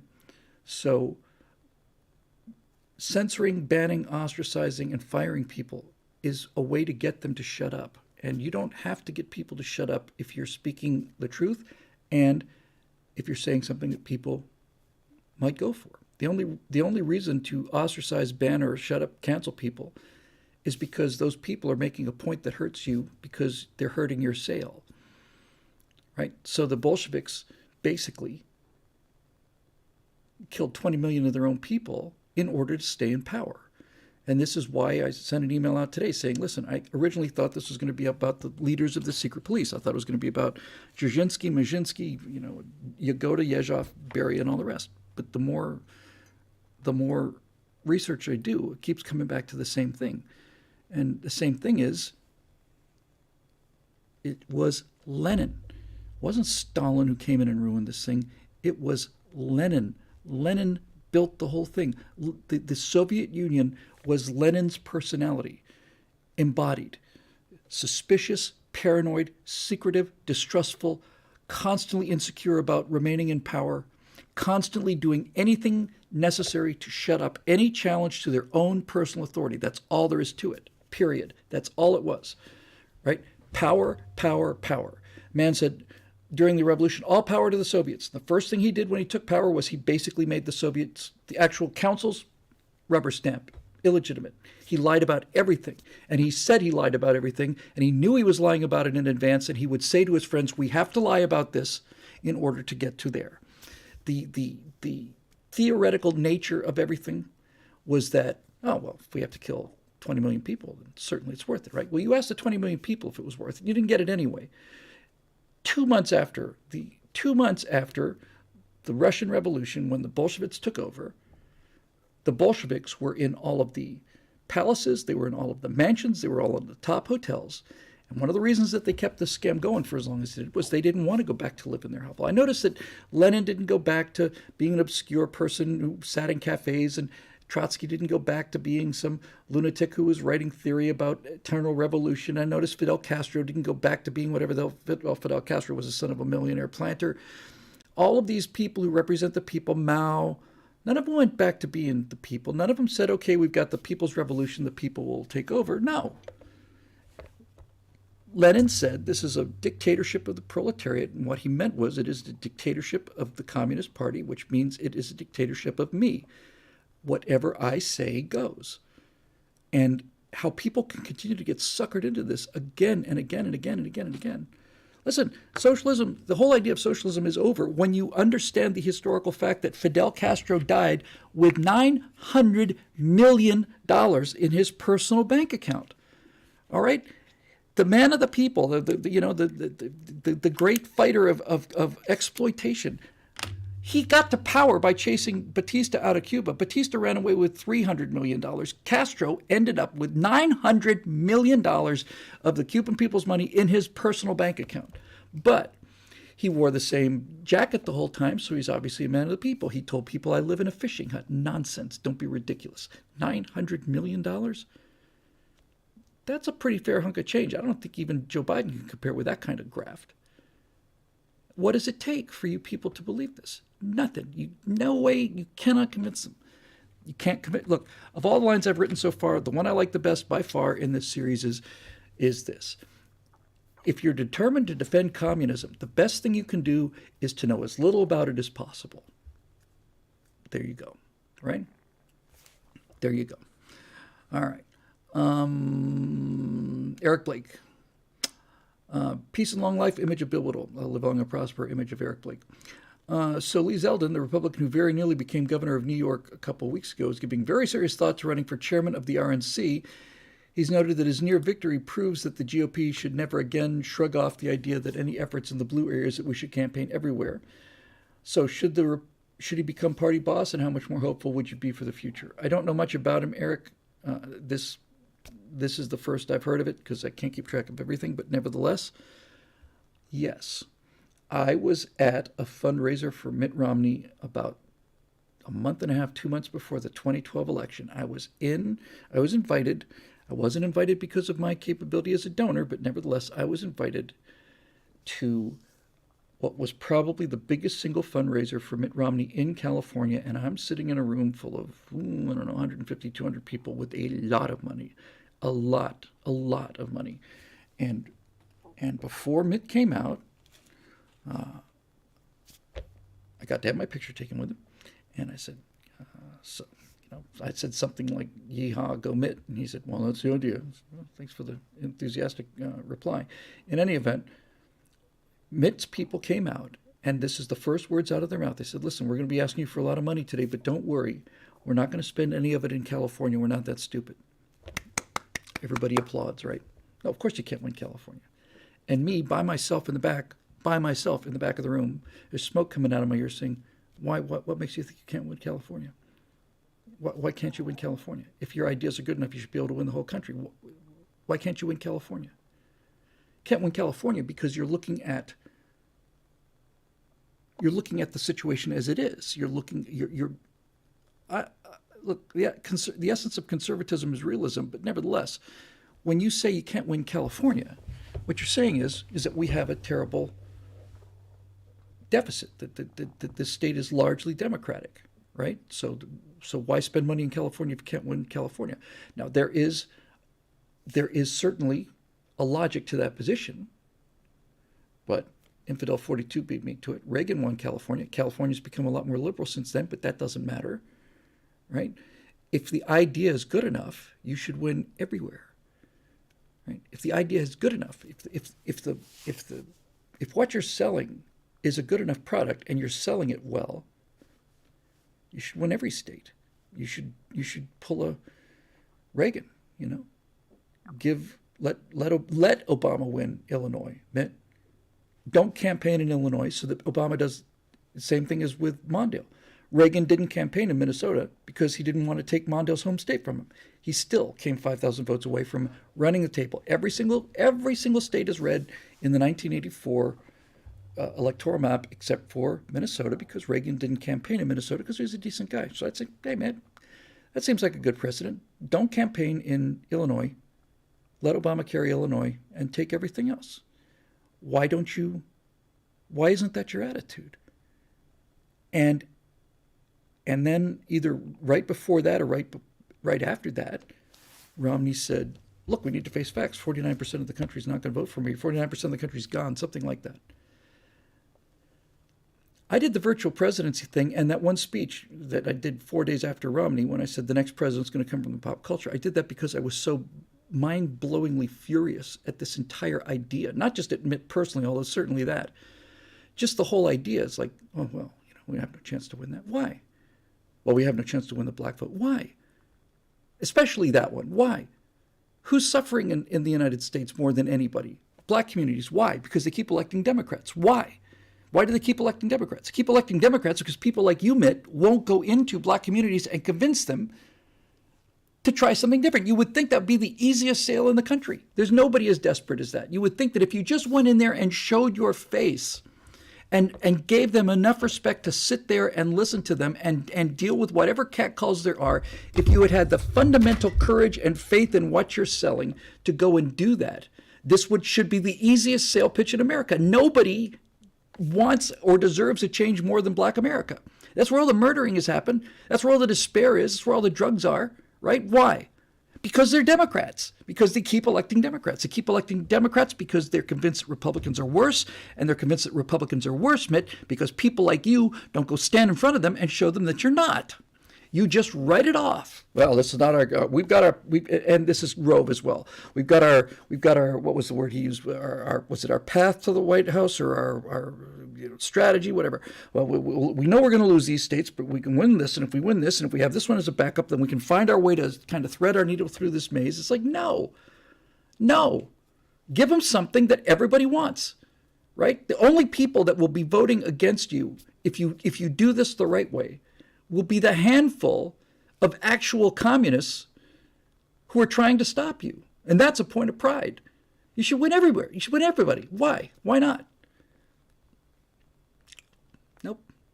He just simply took it. Well, you're worth millions of dollars. Well, I don't know why. I'm not on if I would say that. But dude, you're worth $250 million. Why are you ashamed of this? Aren't you supposed to be the party that's supposed to be proud of this? Aren't you supposed to come out and say, yes, I have $250 million? In that speech I gave, I said, somebody said, well, Mr. Romney, you're worth $200 million. Whoa, I'm not worth $200 million. I'm worth $250 million. I worked very hard for that money. I paid more money in taxes than every single Democratic candidate on this field. In fact, probably paid more in taxes than every Democrat that's elected in office right now. So when you're talking about social programs and help to the poor, I'm the guy writing the checks. You're the guys who are demonizing me, but I'm writing the check. And this is why Donald Trump succeeded, because Trump didn't run away from the fact that he was rich. He said, of course I'm rich. People loved him for it. A lot of Democrats loved him for it. A lot of real people loved him for it, right? Because he's not... Mitt Romney, backing away from the fact that he had $250 million, is Mitt Romney running against the brand. Right? The brand isn't the millionaires. That's their brand now. They're the party of the millionaires. They're the party of the Rockefeller Foundation and the tech giants. Right? We're the party of self-made people. We're the party of people who go out and be successful. It should have been a no-brainer, right? A no-brainer, but no. As Dave Chappelle laid out about Trump, Eric, and look, Reagan succeeded because Reagan wasn't mean, and Trump is mean. Okay, that's the hand, right? That's the hand. That's the hand we got. I'd like it if I didn't have these cards. I'd like it if I had better cards, but I don't. So what do you do with the cards that we have, right? He generates enthusiasm. People believe that he's not beholden to anybody. That's why I support him. That's why I've supported him since he became the nominee. And what he accomplished as a president is unbelievable. It's simply unbelievable. I don't know where this thing's going. Nevertheless, I know how to win, right? And one of the ways you win is you hit your positives and you don't commit a bunch of unforced errors. If you want to win, that should be more important to you, right? If you really, really, really think the country's in dire trouble, then you have to win. And if you have to win, don't make unforced errors. It's just that simple. I don't care about ego. Look, this needs to be said. I've said it before. I'm going to say it a lot. Losing the presidential election destroys people. It's destroyed everybody who's ever done it. The loser has been emotionally destroyed. The amount of pressure and time and energy and the amount of insults you have to take and all the rest of it. It has destroyed everyone who's ever lost. It has always destroyed them. But Trump, in my opinion, won that election, right? In my opinion, I watched the whole thing happen in front of my eyes. 6 states just stopped counting. Never happened before. He came out and said, what's going on? And he lost anyway. That would drive anyone absolutely insane. Insane. And I don't know how he's able to get out of bed, but nevertheless, there he is, right? So what are we going to do about it? I don't know. We're going to see. But I'm a big believer in the 11th commandment, and that's why Reagan ran the board, except for 5,000 votes. Why he got 49 out of 50 states. Because Reagan believed in the 11th commandment, and the 11th commandment is, thou shalt not speak ill of other Republicans. When you have a system that's designed to demonize us, that the mechanism is there to demonize us, that they invent evidence to demonize us, then for God's sakes, don't give them even a blank round to shoot at us, because just the noise will attract the machine. Do not speak ill of other Republicans. There's no win in it. It's fundamental.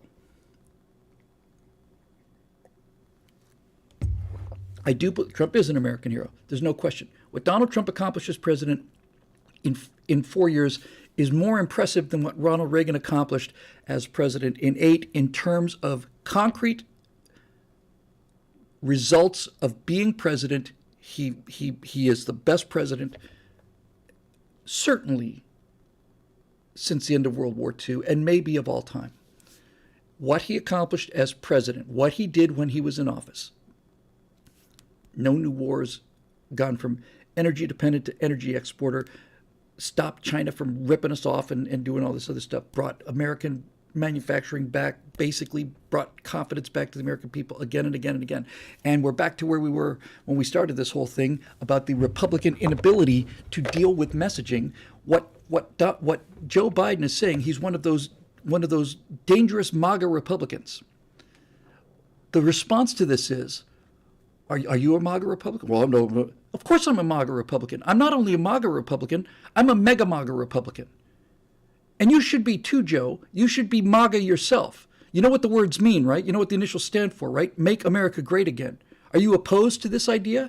You're basically saying, Joe, that anybody who wears the word MAGA on their hat is somebody to be feared. The word MAGA stands for Make America Great Again. What is it about Make America Great Again that bothers you so much? I think it's a grand idea to make America great again.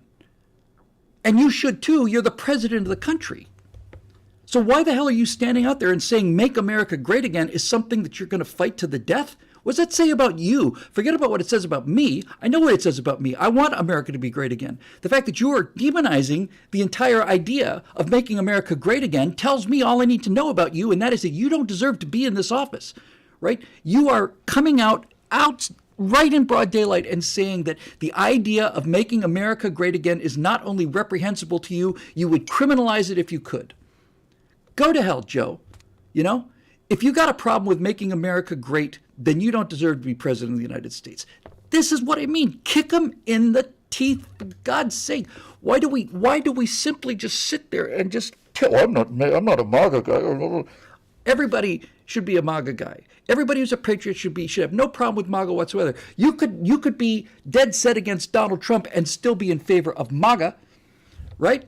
You could think Donald Trump's the worst thing that happened to this country, but you should still be behind the idea of making America great if you have any love of this country. Why are we so incapable of dealing with this on a fundamental level? Why do we just simply, we don't even occur to us, right? Well, I don't know if I want to be labeled with the MAGA thing. I don't know if look, what does the frickin' acronym stand for?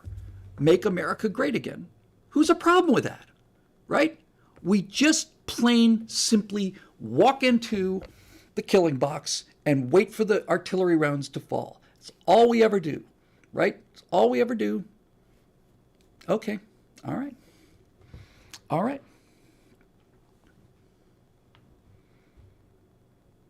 Fly in 2003 says, there it is, Bill. It's the love of the country. That's the problem. The left hates this country. Yes, they do. So why don't we make the election about that? Why don't we make it about that? Wouldn't that be a cool thing to do? Why don't we make it about that? And then, while we're making it about the fact the left hates the country, why don't we use that opportunity to show them why they're lying when they say it's not a great country? Let's make it about that. Most Americans love this country. Most of them do. So if you want to make it about hating America, I'm completely down with that. So let's just make it about that. We're going to win just on that alone. But then when we say, okay, so you're saying America's the worst country in the world? Yes. Okay. Well, what makes you say that? You don't even have to argue about this, right? You don't have to argue. This is self-explanatory. The people who say they hate America are rich people. You can live anywhere in the world. You can live anywhere in the world. And you live here. Why? Why? 273 people. I want to keep that number wrong. I think it's 373. I don't remember the number. I should know it, but I don't. 300 some people were killed at the Berlin Wall, Joe, and America haters. 300 people plus were shot to death, including a 10-year-old child, an infant, and an 80-year-old grandmother shot to death. And you know what's interesting about that? Not one person was ever shot trying to get into East Germany. Hundreds of thousands of people are lost at sea trying to get to America on rafts. Nobody's ever lost at sea trying to get to Vietnam or trying to get to Cuba. If you really hate this country so much, why don't you move? If I hated this country, I would move. In fact, I'll go even further than that. If there was a freer place in the world, I would move there now. But there isn't. So the fact that you're here is prima facie evidence that stands on its own and is irrefutable. You don't believe what you are saying and what you're telling other people. You don't believe it, because if you did, you'd be somewhere else. You'd be somewhere better. Why aren't you? Well, no. Okay, got it. All right. And then you'll hear them say, well, I love this country, but I love this country if it were to be fundamentally changed. It's like me saying, you know, my wife is a horrible, rotten, no good for nothing cheater. She's a mean-spirited bitch who does nothing but demean me and put me down. She's cheated on me with my friends, and she's done all these other things, and blah, blah, blah, blah, blah. And then somebody says to you, why do you hate your wife so much? I say, how dare you insult me by saying I hate my wife? Why would you say something like that about a country you love? I'd run on MAGA. I'd run on it all the way home. I wouldn't run on Trump. I would run on MAGA. That's why he won in 2016, right? It wasn't about him so much. It was about MAGA. Period. Don't talk to Joe. He's not in charge of anything. I'd run with that too, John Doty in the YouTube stream. He's not in charge of anything. I'd run on that. I would run and run and run and run and run. I'd never stop. I would never stop. Why doesn't it bother you that the president doesn't know what day it is? That bothers me. Why doesn't it bother you? Now, what are they going to respond to that? They're either going to say, well, the president's just fine, in which case you bring out the tapes. And not just the tapes of him not knowing what day it is. The tapes of him putting his hand on 13-year-old girl's breast. Those tapes, I'd bring those out first. I'd trot those out first, right? Why doesn't this bother you? Doesn't it bother you? Well, okay, maybe it bothers me, but it's better than the alternative. All right, let's just take the alternative off the table. The president of the United States can't walk off the stage. He needs the Easter Bunny to help him get into the helicopter, right? Is this what you want? I know what you want. You want Bobby Kennedy. I understand that. I get that. But this isn't Bobby Kennedy. And you can't pretend that it is. Okay? It's not. This is who it is. This is who you're behind now. This is who you are backing now. Just so you know, I will eventually answer the super chats. The first time chat from sorry. I have to put my identification spectacles on. Oh, there you go. El Tigre 777. El Tigre 777. A good portion of them can't move. Other countries have standards and won't let them in. They offer the society nothing. It's a first-time chat. True for large numbers of people, El Tigre, but we all know that if somebody like Nancy Pelosi wants to move to Switzerland or Michael Moore, and they move there with $10 million, they're not going to have any problem getting into a country if they've got $10 million. I don't know how much money that James Cameron has, but it's more than $10 million. And he's talking about how horrible this place is while he takes the money that he makes from this place so that he can go to the bottom of the Marianas Trench, which I respect him for enormously. That's damn dangerous, right? But after Avatar came out, which was 13 years ago, by the way. I know there's a new one coming out. You kind of missed the train on this one, Jim. I think the new Avatar is going to tank. Maybe not tank, but it's certainly not going to do what the first one did. So after Avatar comes out, Cameron goes down to the Amazon and embarrasses the local tribespeople by wearing face paint or whatever, right? I notice he's not wearing banana leaves. He's still dressed in, civilized clothing. And the reason that he's not wearing a banana leaf is because cotton clothing is more comfortable than a banana leaf. And when he sees villagers in the Amazon wearing T-shirts and shorts, he has a cow because he doesn't think of them as people. He thinks of them as an animal preserve. He thinks that this is a nature preserve and that these people are too stupid to know that cotton clothes feel better than bananas leaves, right? Oh, it's terrible. Why is it terrible? Oh, it's so heartbreaking to watch them. To watch them what? To watch them what? To watch them live with more comfortable clothing? That breaks your heart, does it? Does it spoil your museum appreciation of these people, that they want to live a little better and maybe not quite so into your whole noble savage kind of thing? Does that bother you, that these people choose to wear more comfortable clothes? You find that to be the destruction of them, is it really? You deify these people and you say they live a legitimate life, that they, unlike us here in the West, they live a legitimate life and they share everything and they live in peace. Well, first of all, they don't live in peace. The amount of time spent in open warfare among tribal people is many, many, many times higher than it is in civilized countries, number one. And number two, Jim, if this is such a great society, you could be there right now. You could be sitting on that bench right now, pounding the daylights out of that root into starch so that you could make your paste for your dinner for the day. You could be just as authentic. You could come down there and you could help chop down the trees and you could shoot poisoned arrows at lizards and do all the rest of it, but you don't. Okay, and the reason you don't is because you don't believe what you're saying. And I know it and you know it, but everybody else pretends that you're good for it. You're not. You're not. There's nothing good about being poor. There's nothing good about living in a thatched hut. Because if there was, you would be doing it. Because you can do anything. You can do anything you want to. You could travel to the Amazon by canoe if you wanted to, by dugout canoe, but I bet you didn't. I bet you flew there in your private jet. That's what I'll bet. Right? And so this hypocrisy, we never, ever call it out. We never, ever, ever just say, who are you fooling? You know what this is like? I'll tell you what it's like. It's exactly like this. It is exactly like this. It is exactly like watching Michael Jackson on that interview with that British interviewer who wormed his way into his friendship and got him to, admit to things. Michael Jackson is on television saying, I've never had surgery on my face. I had minor surgery just to open one nostril, but I've never had surgery on my face. And at no point does anybody go, Michael, if you think that I and the people watching on TV are going to just sit here while you lie to our faces and not say that you're just lying through your nose, if you'll pardon the expression, Michael, who do you think we are? I mean, actually, really, who do you think you are? Who do you think you are that could come out and make a statement like that and expect that people would believe it?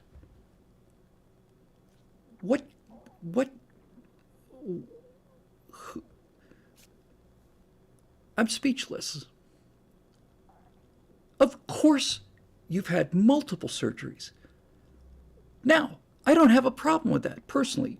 I think you should have stopped a while ago. That's my opinion. It's none of my business. If you want to have continual surgeries and you have the means to do it and spend your own money on it, knock yourself out, man. I don't see any shame in that at all. None. So why are you lying to us? Because that's the part I find shameful. Put the kids aside and all the rest of it. I don't consider it shameful that you've had as many surgeries as you have. You want to change the way you look, that's your business. You're a superstar. You want it's your business. I don't have a problem with you doing that. I have a big problem with you lying to my face and expecting me to believe it. Nobody just comes out and says the truth anymore. And this is why they win, or at least why they continue to rumble along, because the ultimate wisdom of the empire, I'm going to call it a night after this. There's another question for American Jim, but I've answered one, so I'm sorry. I'm just going to wrap it up. I have to be in the chair at 6:30 tomorrow morning. So Look, why is the Emperor's New Clothes such a remarkable fable, right? We all know the story. We all know how it works. The reason that the Emperor's New Clothes is such a remarkable fable is because in order for the illusion to work, you have to be a part of it. You are the reason that everybody agrees that the emperor's not wearing any clothes. It's your unwillingness to say openly what your own eyes are telling you to be true. That's why it works. And it's only a little kid, because the kid doesn't know enough about social proof. You let that kid go another 10, 15 years worrying about what other people think about him. He's going to be seeing that that magnificent clothing too, right? But you are complicit in your own destruction when you become a person who says, oh, yeah, oh, yeah, oh, fantastic. I don't want people to think I'm an idiot. That's how they sell it, right? Con men come to the emperor and say, we have managed to spin a cloth that is so remarkable that only people who are virtuous, smart, kind, good, well-intentioned see it. We put the morality, bake it right in there to the fibers. The only people who can't see this stuff are idiots and criminals. What do you think, Your Majesty? Oh, my God. You see the way that the gold is, when we move this into the sun, you see the way oh yeah, the gold threads. I can barely stand to look at it. It's just wonderful. Yeah. It's a con. They're doing it to make money off of this idiot because they understand psychology. But that doesn't explain the people on the street. He goes for the parade. Oh, oh, because everybody knows, this is the point, nobody sees the clothes. Nobody sees the clothes because they aren't there, but everybody pretends like they see the clothes. And that means that everybody else gets accused that they're the only one not seeing the clothes and that therefore I'd better shut up. And when somebody speaks the truth, it doesn't slowly dissolve, it just plain collapses. Ba-boom. He's naked. And what do people do? Do they lynch him? No. They laugh. That's how absurd the whole thing is. They don't lynch the emperor because they're as complicit as he is. He's a vain, pompous windbag, and so are you. You are agreeing to things you know not to be true. That's what the Soviet Union did to people. One of the reasons the Russian people didn't resist more strongly was because by this time the system was in place, the system made you openly agree with things that you knew to be lies.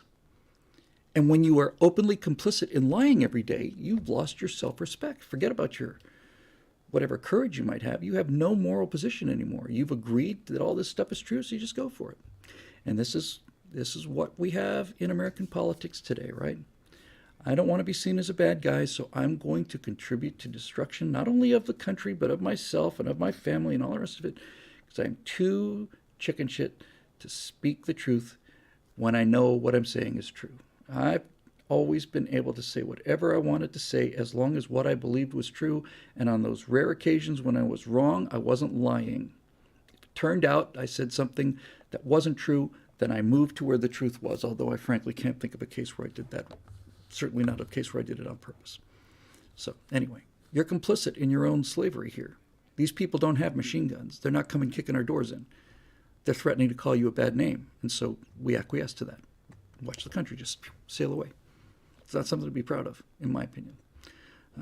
Anyway, hey, look at this. This one's real short. This one's only 2.5 hours. Practical. It's practically a YouTube short. Anyway, if you post it on the blog, I'm sorry. We usually do the members' questions first. We did Facebook. This time, we mix it up the best we can. But 2.5 hours is it's a fair shake, I think. Yeah, something like that. Anyway, you get the idea. So anyway, this show is made possible by the members at BillWhittle.com. People who have enough confidence and enough generosity to not only pay for the shows that they're watching, but to pay for the shows so that other people who aren't paying for them can watch. That's really something that I'm very proud of, and if you're a member, you should be proud too. If you're not a member, you should hang your head in shame, and I wouldn't speak to your family ever again. I don't know how you'll be able to face yourself, frankly. But That's just my opinion on things. Actually, if you don't think it's worth paying for, that's your business too. It's a free country, and there are people out there who make sure that it stays free. That'll do it for this edition of the Stratosphere Lounge, as I say, made possible by the members at BillWhittle.com, for whom we are very, very grateful, all of us, every time. And so I guess we'll see you guys live on Monday night for the Stratosphere Studio. Tomorrow morning, on Friday, we're recording another 3 episodes of Right Angle. That'll be 6 a week, once every 3 or 4 days, so we don't have to get 1 week's news. And we'll get all the rest of it. Those Zoom comments, those Zoom sessions will be in place.